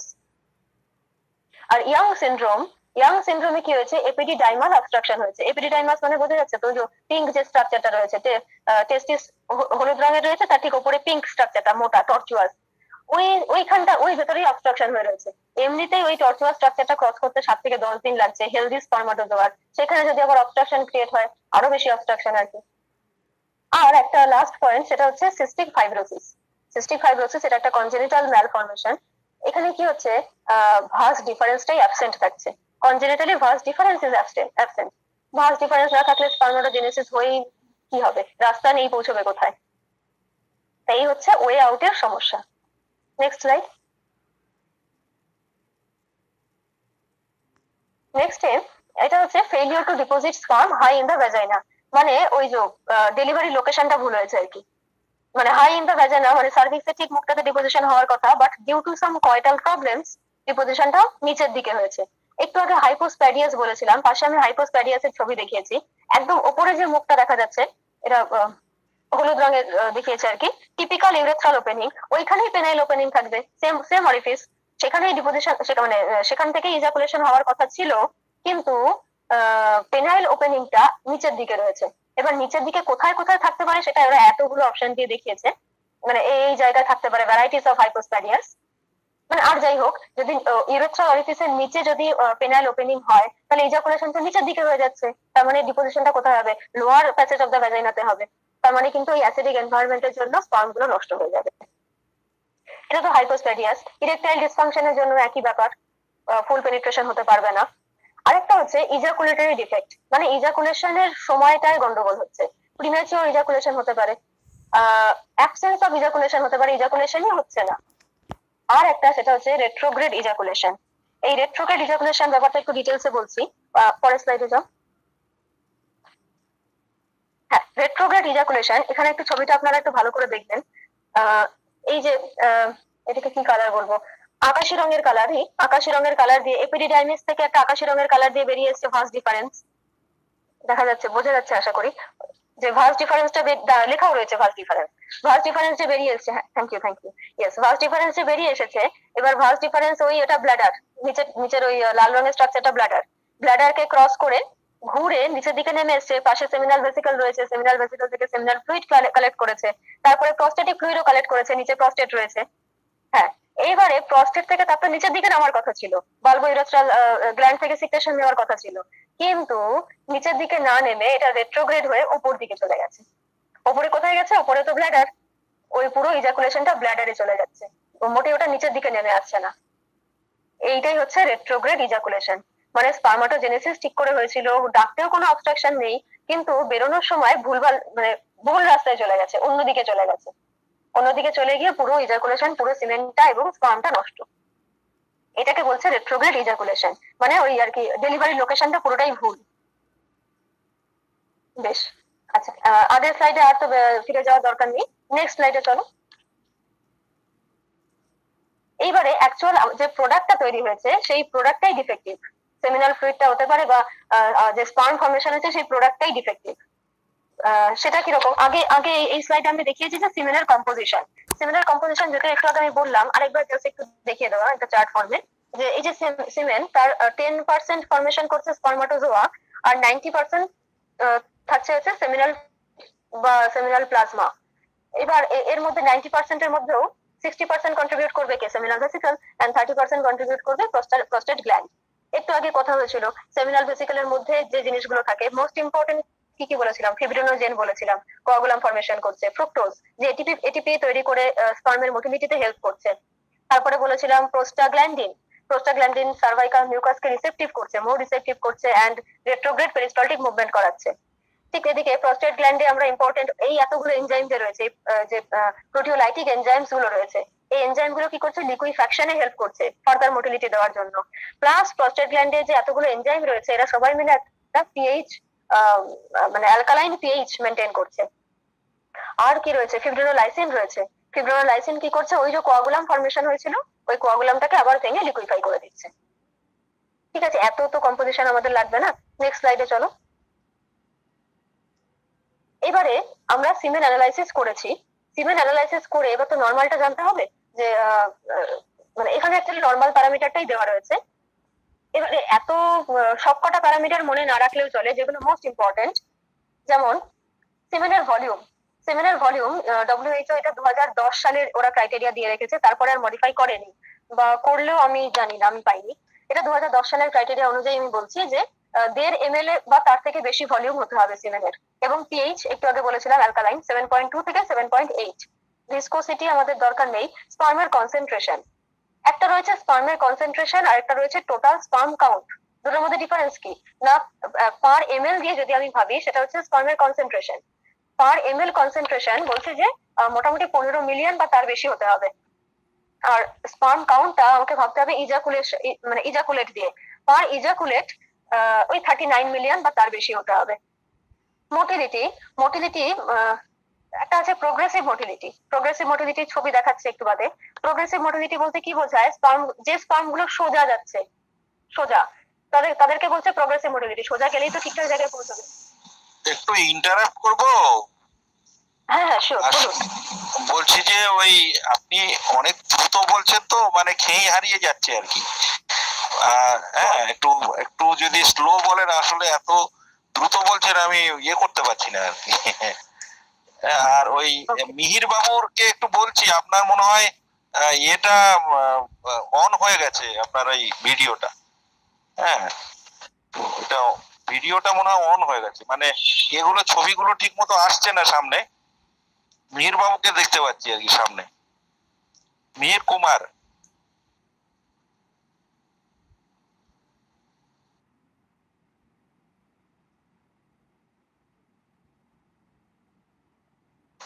Mihir বাবুর ক্যামেরাটা মনে হয় অন হয়ে আছে, কিন্তু আমার দুটোই অফ আছে। আমার তো ফোন হাতে আছে, দুটোই অফ আছে। আচ্ছা, ওই এই যে স্লাইডটা, এটাকে পিন করে দেওয়া যায়? মানে যার ওরকম অন্য ছবি সামনে চলে আসছে, আপনি একটু পিন করে দিন।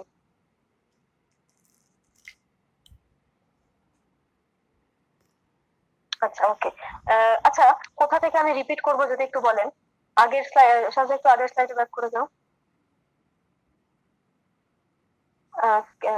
যে স্যার বললেন যে বুঝতে অসুবিধা হয়েছে, একটু বলুন কোথায়, কোন স্লাইডে আবার ব্যাক করে যাব?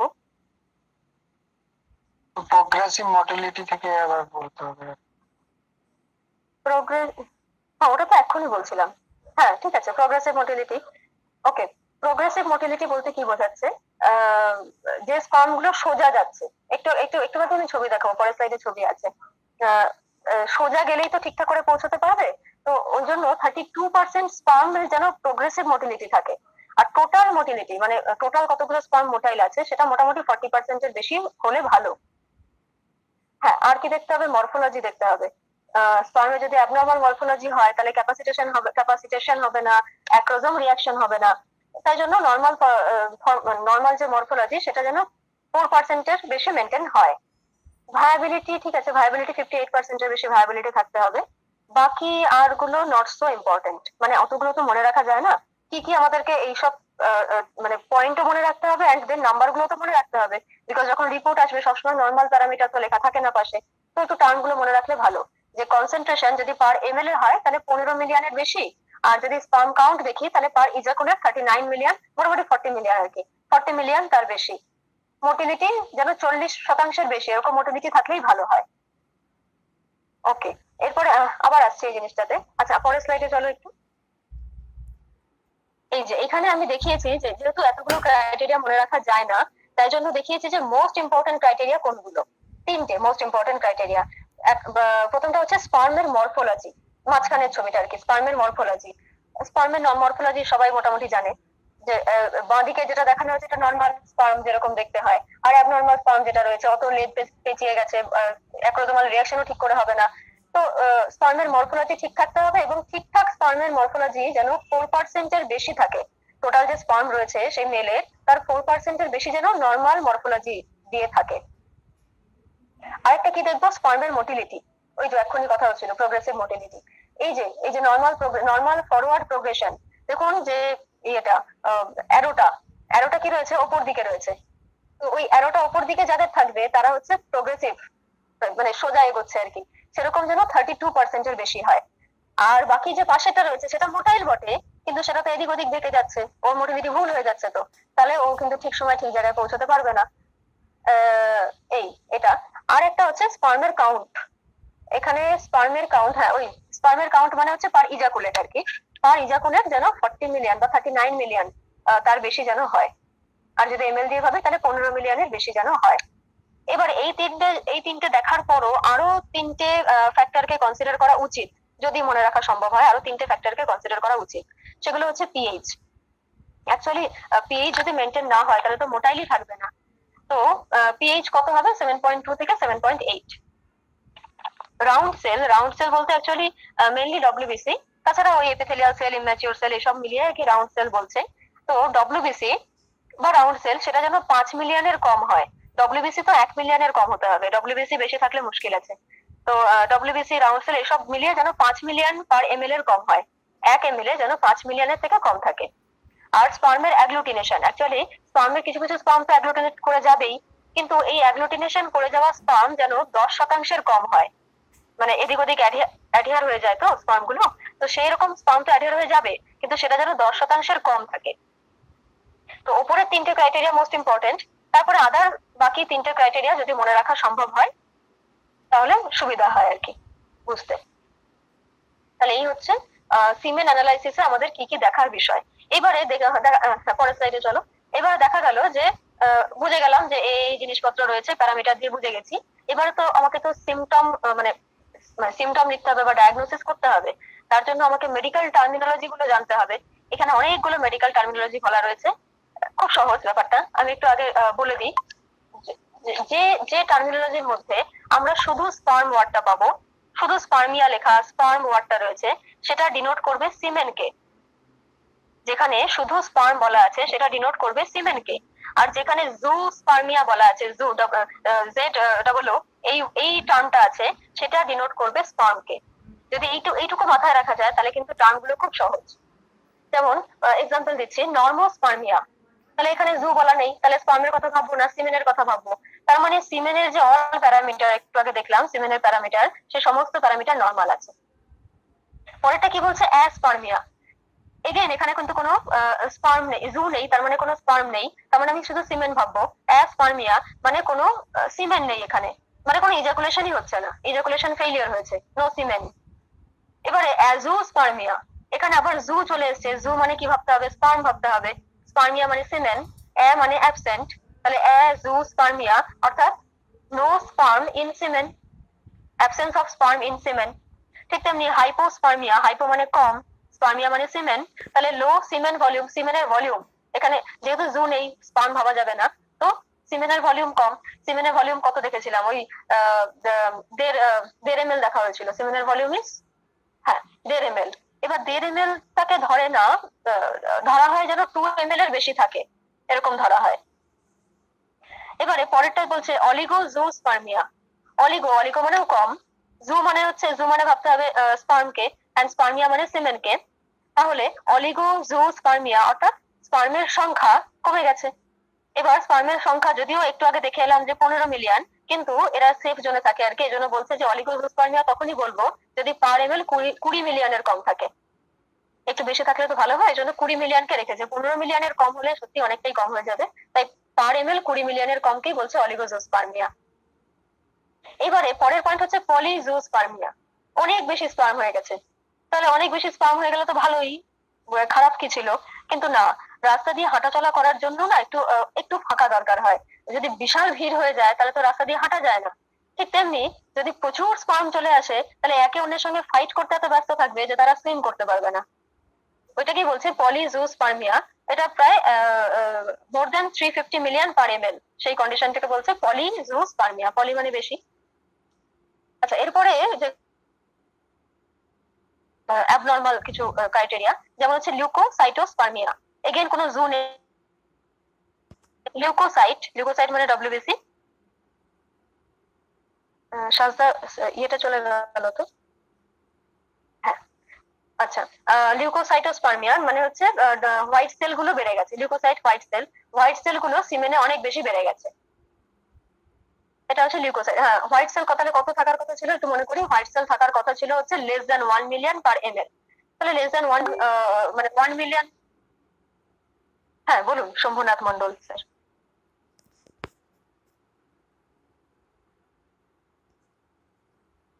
হ্যালো। না কিছু বলবো না, আমি কিছু বলেছি। ও না, আপনি হ্যান্ড রেজ করেছেন। আচ্ছা লিউকোসাইটোস্পার্মিয়া মানে হচ্ছে ওই লিউকোসাইট অনেক বেড়ে গেছে, মানে হোয়াইট সেল অনেক বেড়ে গেছে। আচ্ছা, পরের পয়েন্ট বলছে নেক্রোজুস্পার্মিয়া। নেক্রো কথাটার মানে হচ্ছে খারাপ, নষ্ট হয়ে গেছে। জু জু আছে মানে স্পার্ম কে ভাববো, এন্ড স্পার্মিয়া আছে মানে সিমেন কে ভাববো। তাহলে নেক্রোজুস্পার্মিয়া মানে যে স্পার্ম গুলো রয়েছে সিমেনে সেগুলো অতটাও ভালো স্পার্ম নয়, মানে মোটিলিটি ঠিক নেই, ভায়াবিলিটি ঠিক নেই, এরকম স্পার্ম রয়েছে। তারপরে পয়েন্টটা বলছে যে অ্যাসথেনোজুস্পার্মিয়া। অ্যাসথেনো কথাটার মানে আমরা তো পড়েছি অ্যাসথেনিক ওই কনস্টিটিউশন, জানি তো, যারা নড়াচড়া করতে চায় না, এক জায়গায় বসে আছে, মানে মোটিলিটি কম আর কি। ঠিক তেমনি এখানে তাহলে জু আছে মানে আমাকে স্পার্ম ভাবতে হবে। তাহলে অ্যাসথেনোজুস্পার্মিয়া অর্থাৎ যে স্পার্ম গুলো রয়েছে তারা নড়াচড়া করতে চাইছে না, তাদের মোটিলিটি ভীষণ কম। মোটিলিটি মোটামুটি 40%-এর ওপর যেন স্পার্ম গুলো মোটিলিটি থাকে, মোটাইল থাকে। আচ্ছা, পরে বলছে টেরাটোজুস্পার্মিয়া। টেরাটো কথাটাও related with abnormality, morphological abnormality actually. Teratozoospermia মানে যে স্পার্ম গুলো রয়েছে তাদের মরফোলজিটা ঠিক নেই, অ্যাবনর্মাল ফর্মে রয়েছে। তাহলে মরফোলজি ঠিকঠাক থাকতে হবে, এরকম 4%-এর বেশি স্পার্মের মরফোলজি ঠিক থাকতে হবে। যদি তার থেকে কম হয়ে যায় সেটাকে বলছে টেরাটোজুস্পার্মিয়া। এর পরের টার্মটা একটু কঠিন, মানে তিনটে কন্ডিশনকে একসাথে করে ভাবতে হবে। অলিগো, অ্যাসথেনো, টেরাটো, জুস্পার্মিয়া। অলিগো মানে কম, অ্যাসথেনো মানে নন মোটাইল, টেরাটো মানে অ্যাবনর্মাল মরফোলজি, জু মানে স্পার্ম ইন সিমেন, মানে all three disturbance in one term. টার্মগুলো একটু কঠিন লাগতে পারে, বাট একবার একটু ভেবে নিলেই জিনিসটা খুব সহজ। মানে আমরা তো এই সিমেন অ্যানালাইসিস করে ওই ক্রাইটেরিয়া মিলিয়ে মিলিয়ে বুঝে গেলাম যে হ্যাঁ স্পার্ম কাউন্ট কম আছে, হেন তেন, দিয়ে আমাদের তো ডায়াগনোসিস করতে হবে। ডায়াগনোসিস আমরা মেডিকেল টার্ম ইউজ করতে হবে। এই মেডিকেল টার্মের জন্য এতগুলো টার্মিনোলজি আমি লিখে দিয়েছি এখানে। ওকে, নেক্সট স্লাইডে চলো। এবারে আরেকবার আমি একটু সামারি করেছি। অনেকের ক্ষেত্রে ওই যে তাড়াহুড়ো হয়ে গেছিল যাদের ক্ষেত্রে, তারা আবার রিক্যাপিচুলেট করতে পারেন। এখানে তিনটে কি বলবো এরিয়া দেখানো রয়েছে। আগে আমরা অন্যভাবে দেখেছিলাম, এটা আমরা একটু অন্যভাবে দেখছি ক্রাইটেরিয়া গুলোকে বা এরিয়া গুলোকে। যেমন মানে কি কি কজ হতে পারে।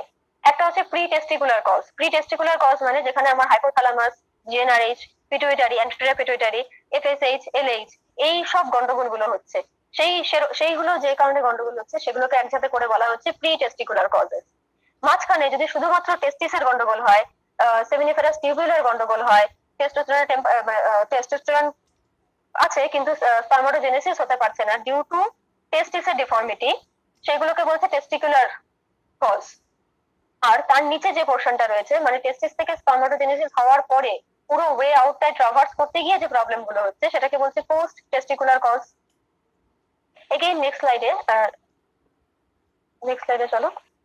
হ্যাঁ, নেক্সট স্লাইডে এগেইন অনেকগুলো কজকে একসাথে করে বলা রয়েছে। মোটামুটি এগুলো সবই ডিসকাস করেছি, তাই জন্য আর বিশেষ করে বলছি না। শুধু একটু হরমোন, যখন আমরা করতে দেবো, ইনভেস্টিগেশন করতে দেবো, তখন তো আমাদেরকে হরমোন রিপোর্ট দেখতে হবে। তাহলে হরমোন রিপোর্ট দেখে আমরা বুঝে যাবো যেটা কি প্রি টেস্টিকুলার প্রবলেম, না এটা টেস্টিকুলার প্রবলেম, না এটা পোস্ট টেস্টিকুলার প্রবলেম। সেটা নিয়ে একটু বলি। যেমন যদি আমি দেখি যে কোনো মেল পার্টনারের ক্ষেত্রে এলএইচ কম রয়েছে, এফএসএইচ কম রয়েছে, টেস্টোস্টেরনও কম রয়েছে। এলএইচ, এফএসএইচ এন্ড টেস্টোস্টেরন এই তিনটে হরমোন নিয়ে ভাবি। যদি তিনটে হরমোনই কম থাকে তাহলে নিশ্চয়ই তাহলে জিএনআরএইচ কম সিক্রেট হচ্ছে, মানে হাইপোথ্যালামাস থেকে জিএনআরএইচ কম সিক্রেট হচ্ছে জন্য এফএসএইচ এন্ড এলএইচ কম রয়েছে, এন্ড এফএসএইচ এন্ড এলএইচ কম সিক্রেট হচ্ছে জন্য টেস্টোস্টেরন কম রয়েছে। তার মানে যদি তিনটে হরমোনই কম থাকে আমি বলতে পারি এটা হচ্ছে প্রি টেস্টিকুলার প্রবলেম। এবার যদি প্রি টেস্টিকুলার হয় তাহলে সেগুলো এন্ডোক্রাইন প্রবলেম হতে পারে, সাইকোসেক্সুয়াল প্রবলেম হতে পারে, তার জেনেটিক প্রবলেম থাকতে পারে, বা সে কিছু ড্রাগ ইনটেক করে থাকতে পারে। আর অন্য আরেকজনের ক্ষেত্রে দেখা গেল যে এলএইচ, এফএসএইচ দুটো হাই নরমালে রয়েছে, নরমাল রয়েছে বা হাই রয়েছে, কিন্তু দেখা যাচ্ছে যে টেস্টোস্টেরন খুব কম অ্যামাউন্টে রয়েছে, মানে টেস্টোস্টেরন কম, এদিকে এলএইচ, এফএসএইচ হাই। তার মানে টেস্টোস্টেরন কম কেন? বিকজ টেস্টিসের নিজস্ব সমস্যা রয়েছে, তার জন্য টেস্টোস্টেরন সিক্রেট করতে পারছে না লিরিক সেল। এদিকে টেস্টোস্টেরন কম রয়েছে বলে সে কি করছে, পজিটিভ ফিডব্যাক পাঠাচ্ছে উপরে অ্যান্টেরিয়র পিটুইটারিকে এন্ড জিএনআরএইচ কে, যাতে করে তারা এলএইচ, এফএসএইচ বেশি করে সিক্রেট করে। তাই জন্য ব্লাডে দেখা যাচ্ছে high LH, high FSH, but testosterone কম। তার মানে এটা হচ্ছে টেস্টিকুলার প্রবলেম। ওই যে টেস্টিস নিয়ে এতগুলো কথা হয়েছিল, টেস্টিসের টেম্পারেচার গন্ডগোল হতে পারে, ক্রিপ্টোকিডিজম থাকতে পারে, ইনফেকশন হতে পারে, প্রাইমারি টেস্টিকুলার ফেলিয়ার হতে পারে, এই সব সমস্যাগুলো। আর দেখা যাচ্ছে অন্য একজন মেলের ক্ষেত্রে যে সমস্ত hormone normal, FSH normal, LH normal, testosterone normal, সমস্ত হরমোন নর্মাল রয়েছে, তাহলেও তার সাথে ইনফার্টিলিটি আসছে। তার মানে কিন্তু এটা টেস্টিসের নিচে, মানে ওই efferent duct, seminal vesicle, prostate gland, এদের কিছু সমস্যা হচ্ছে, আরো নিচে নেমে আসতে হবে, মানে ওই ইফারেন্ট ডাক্টে অবস্ট্রাকশন। এবার সেটাই কেন অবস্ট্রাকশন সেটা জানার জন্য আবার ফার্দার ইউএসজি করে দেখতে হবে, বা আর যে পরীক্ষা নিরীক্ষা করার দরকার হবে, টেস্টিকুলার বায়োপসি করতে হতে পারে, আর যে পরীক্ষা নিরীক্ষা করতে হবে সেগুলো করে দেখতে হবে। এটা হচ্ছে একটা কমন কজ এর একটা সামারি করে দেওয়া রইল। ওকে, নেক্সট চলো। এবারে প্রথমে 1 2 3 করে যে পয়েন্টটা রয়েছে সেই পয়েন্টটা আমরা একটা কাপলের ক্ষেত্রে ভাববো। যে কাপলকে আমি ডায়াগনোজ করে ফেলেছি যে হ্যাঁ এরা ইনফার্টাইল, তাদের ক্ষেত্রে আমি যখন ইনভেস্টিগেশন করতে দেবো, আমাকে তো কিছু পয়েন্ট মাথায় রেখে ইনভেস্টিগেশন করতে দিতে হবে যে আমি কি দেখতে চাইছি ইনভেস্টিগেশন করে, আমার গোলটা কি, অবজেক্টিভটা কি। অবজেক্টিভ হচ্ছে তিনটে। 1 নম্বর আমাকে বুঝতে হবে যে মেল পার্টনারের ক্ষেত্রে তার সিমেন ঠিক আছে কিনা, তাই জন্য আমাদের সবার প্রথমে করতে দিতে হবে কি, সিমেন অ্যানালাইসিস। এবং ফিমেল পার্টনারের ক্ষেত্রে আমাকে দুটো জিনিসকে কনফার্ম করতে হবে, এক, তার রেগুলার ওভুলেশন হচ্ছে কিনা, প্রতি মাসে তার ওভুলেশন হচ্ছে কিনা, এবং দ্বিতীয়ত ওভুলেশন যদি হয়ও তার কি টিউবাল প্যাটেন্সিটা ঠিক আছে, টিউবে কোনো প্যাথোলজি আছে কিনা। এই তিনটে জিনিস যদি আমি কনফার্ম করতে পারি, তাহলে মানে এই তিনটে জিনিস থেকে আমি বুঝে যাবো যে অ্যাকচুয়াল প্যাথোলজিটা কোথায়, অ্যাকচুয়াল প্রবলেমটা কোথায় হচ্ছে। এবার আজকে তো আমরা ফিমেল নিয়ে ডিসকাশন করবো না, আজকে আমরা মেল ইনফার্টিলিটির কেসে আমরা কি কি ইনভেস্টিগেশন করতে দেবো, কিভাবে আমরা স্টেপ বাই স্টেপ এগোবো একজন মেল পার্টনারের ক্ষেত্রে। প্রথম কথা কি করতে হবে, একটা মেল পার্টনারের জেনারেল হিস্ট্রি নিতে হবে এবং তার রিপ্রোডাক্টিভ হিস্ট্রি নিতে হবে। এটা শুধুমাত্র মেলেরই নিতে হবে তা নয়, এই general history, reproductive history and medical history এটা কিন্তু দুজন পার্টনারেরই নিতে হবে, male and female, husband wife দুজনেরই। এবং হতে পারে যে দুজনকে একসাথে বসে আপনি এটা নিতে পারেন, বা কোনো কোনো ক্ষেত্রে হেল্পফুল হবে যদি একজনকে বাইরে বার করে দিয়ে আরেকজনকে আলাদা করে ডেকে নেওয়া হয়। তো এই তিনটে general history, reproductive history and medical history দুজনের ক্ষেত্রে নেওয়া হলো। এবারে মেলের ক্ষেত্রে আমরা ফিজিক্যাল এক্সামিনেশন কি কি করব, বিএমআই দেখবো। বিএমআই দেখার কারণটা হচ্ছে ওই বহুদিন ধরে কোনো রোগে ভুগছে কিনা সেটা বোঝা যাবে। তাহলে হেয়ার গ্রোথ এগুলো ডিটারমাইন করে যে তার টেস্টোস্টেরন হরমোনটা কোন লেভেলে রয়েছে, কিরকম রয়েছে।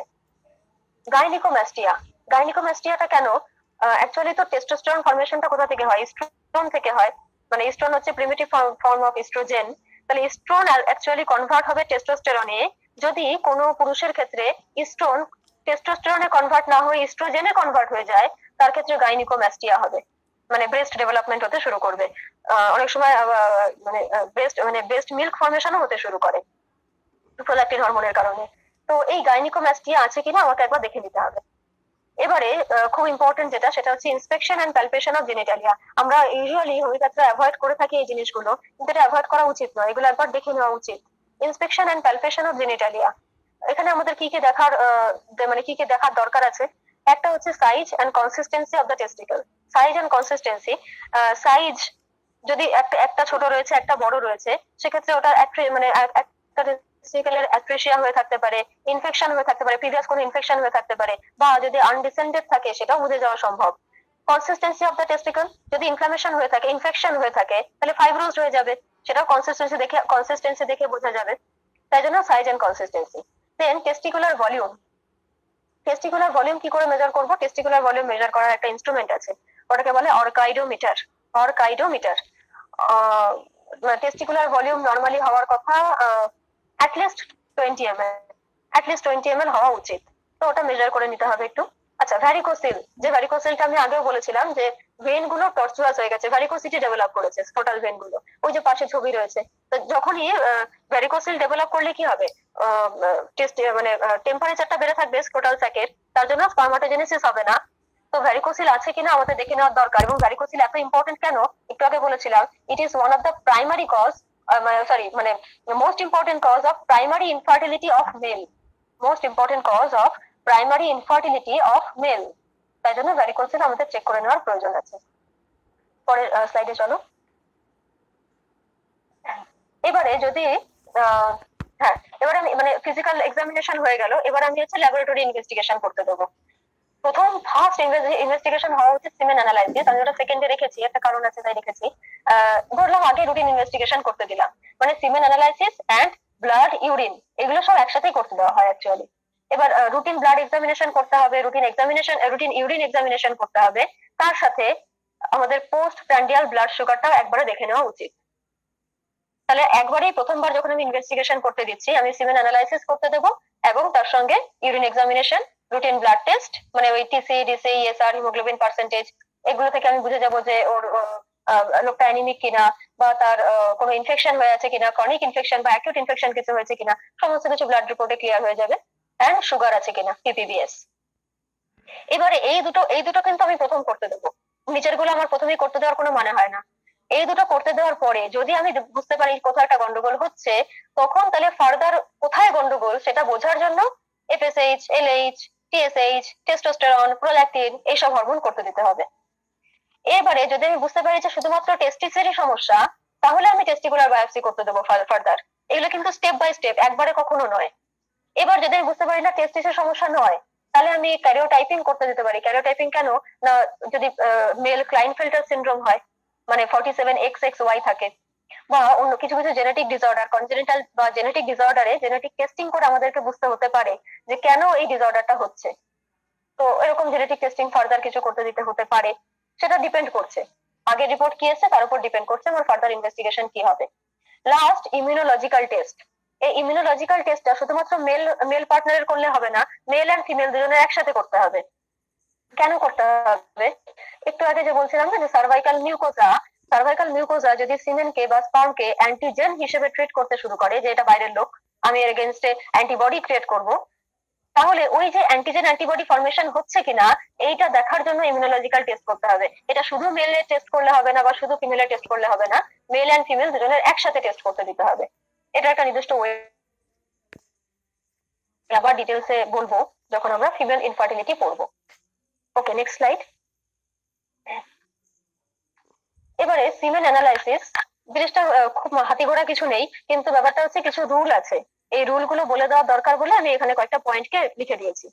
কিছুই না, প্রথম ইম্পর্টেন্ট পয়েন্টটা এটাই যে সিমেন অ্যানালাইসিস করতে দেওয়ার আগে সেই মেল পার্টনারকে 2 থেকে 3 দিন ধরে অ্যাবস্টিনেন্স মেনটেন করতে হবে, সেক্সুয়াল কয়টাস করা যাবে না। এটা একটা ক্রাইটেরিয়া, প্রথম ক্রাইটেরিয়া। সেকেন্ড পয়েন্ট, কি করে কালেকশন করবো, একটু সহজ ব্যাপার। মানে বেস্ট কালেকশনের ওয়েটা হচ্ছে বাই ম্যাস্টারবেশন। যদি ম্যাস্টারবেশন পসিবল না হয় তাহলে কয়টাস ইন্টারাপ্টাস করে করা যেতে পারে। কোথায় কালেক্ট করতে হবে? একটা clean wide mouth dry glass জারের মধ্যে কালেক্ট করতে হবে।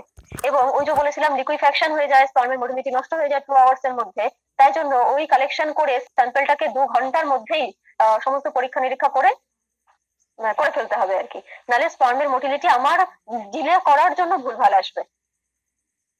এই হচ্ছে সিমেন অ্যানালাইসিসের কিছু রুল, কালেকশনের কিছু রুল বা ফার্দার ইনভেস্টিগেশনের কিছু রুল। Next slide. হ্যাঁ, এটা স্লাইডটা থেকে ভয় পাওয়ার কিছু নেই, খুব সহজ, আমি বলে দিচ্ছি। ধরুন আপনি সিমেন অ্যানালাইসিস করলেন, অ্যানালাইসিস করার পরে ডায়াগনোজ করা গেল যে না, এই ভদ্রলোকের অ্যাজুস্পার্মিয়া আছে। অ্যাজুস্পার্মিয়া মানে কি? মানে অ্যাবসেন্ট, জু মানে স্পার্ম, স্পার্মিয়া মানে সিমেন, অ্যাবসেন্স অফ স্পার্ম ইন সিমেন, অর্থাৎ স্পার্ম পাওয়া যাচ্ছে না সিমেনে, কিন্তু সেমিনাল ভলিউম আছে। মানে আমি অ্যাসপার্মিয়া তো বলিনি, মানে অ্যাজুস্পার্মিয়া বলেছি, সিমেন আছে বাট সিমেনে স্পার্ম নেই। তাহলে আমি নেক্সট ফার্দার কোন ইনভেস্টিগেশন করতে দেবো? কোথায় গন্ডগোল বুঝতে হবে। তো ওই প্রি টেস্টিকুলার না পোস্ট টেস্টিকুলার, এটা বোঝার সবচেয়ে সহজ উপায় এলএইচ, এফএসএইচ, টেস্টোস্টেরন। তাই জন্য আমি এই 3টে হরমোন নেক্সট ওকে ইনভেস্টিগেশন করতে দিয়েছি, এলএইচ, এফএসএইচ এন্ড টেস্টোস্টেরন। তাহলে এক এক করে ক্রাইটেরিয়া গুলো যদি দেখি, বাঁদিক থেকে আপনারা দেখতে শুরু করুন।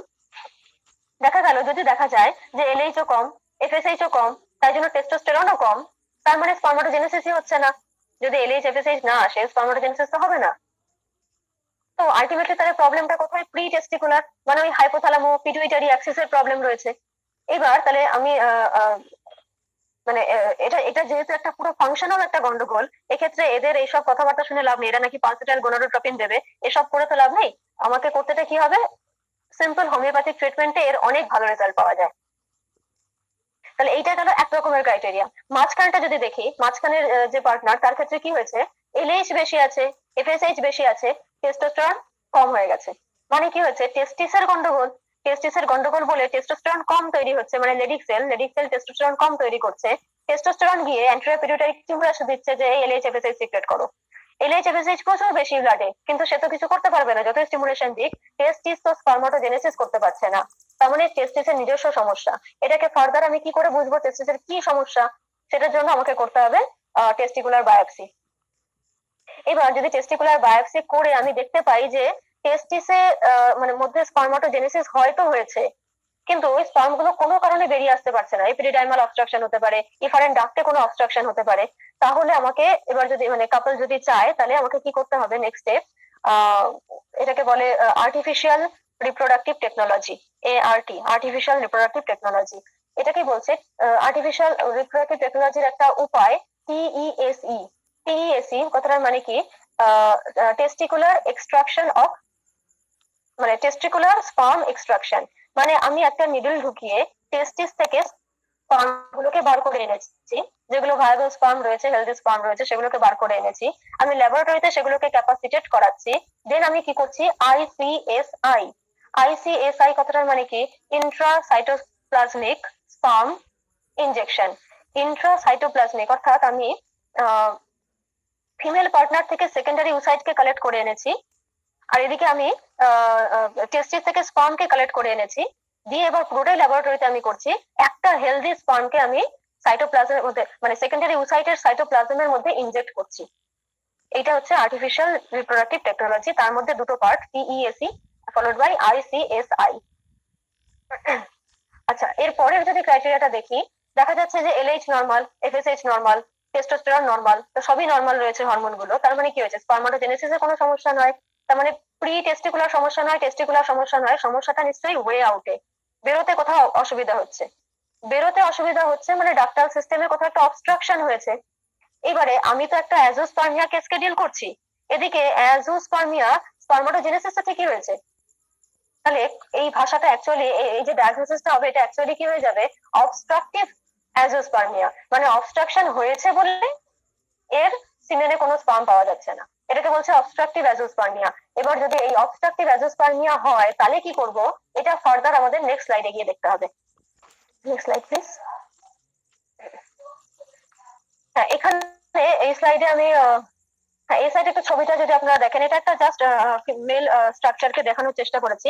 এই যে সাথে একটু পয়েন্ট আউট করে দাও, স্পার্মের ডাক্টটা রয়েছে, এন্ড ওটা কোথায়? ভাস ডিফারেন্স, যেটাকে স্পার্ম ডাক্ট দেখিয়েছে ওটা অ্যাকচুয়ালি ভাস ডিফারেন্স। ওই যে হলুদ রঙের স্ট্রাকচারটা যেটা উপর দিকে উঠে গেছে, উপরে ব্ল্যাডার রয়েছে, ব্ল্যাডারকে ক্রস করেছে, সেমিনাল ভেসিকল থেকে ফ্লুইড নিয়েছে, নিচে প্রস্টেট গ্ল্যান্ড থেকে ফ্লুইড নিয়েছে।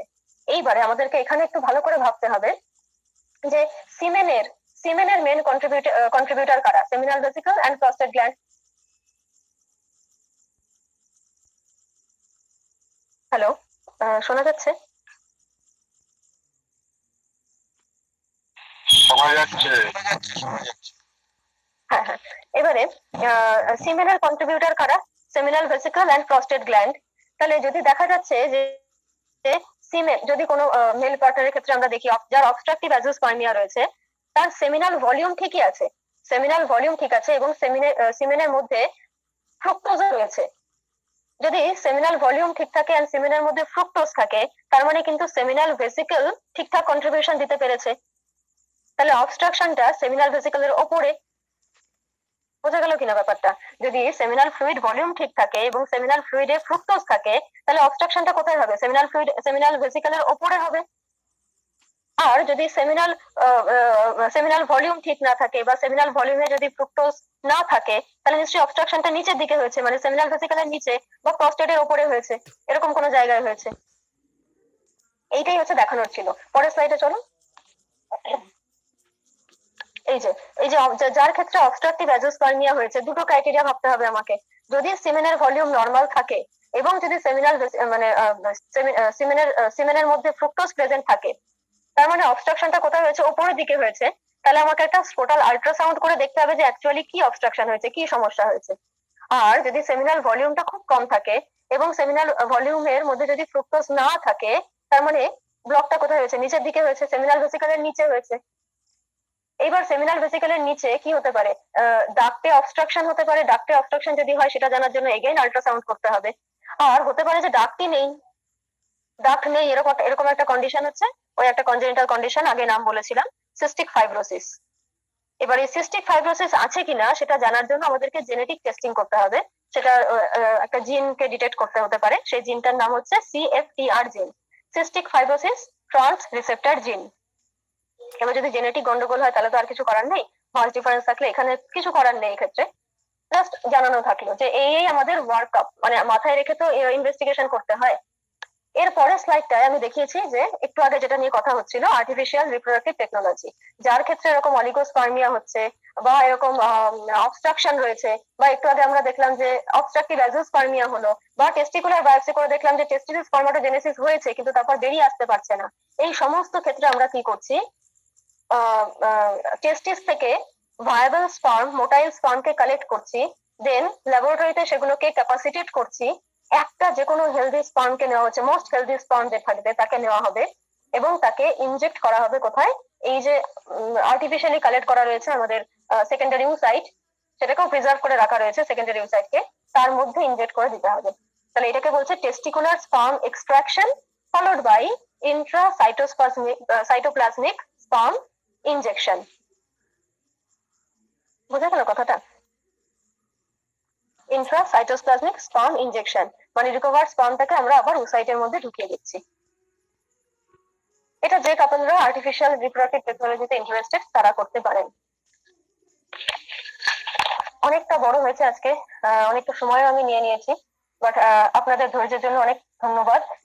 যে বইগুলোর আমি হেল্প নিয়েছি এবং যে ছবিগুলো কালেক্ট করা রয়েছে সেগুলো ম্যাক্সিমাম বই থেকে কালেক্ট করা, চার্টগুলো বই থেকে কালেক্ট করা, এবং এর জন্য আমি হেল্প নিয়েছি সাক্ষী অরোরা এবং আমাদের বিশেষত গাইনোকোলজি বই, কিছু ফিজিওলজির হেল্প নেওয়া রয়েছে KS এম্বুলিঙ্গাম বই থেকে। যদি আপনাদের এখানে বুঝতে কোথাও কোনো অসুবিধা হয় আমি আবার স্লাইডে ব্যাক করে যেতে পারি বা আমি পরের দিন আবার বলতে পারি। কোথায় অসুবিধা হয়েছে আমাকে কাইন্ডলি জানাবেন। আর শোনার জন্য অনেক অনেক ধন্যবাদ। Thank you.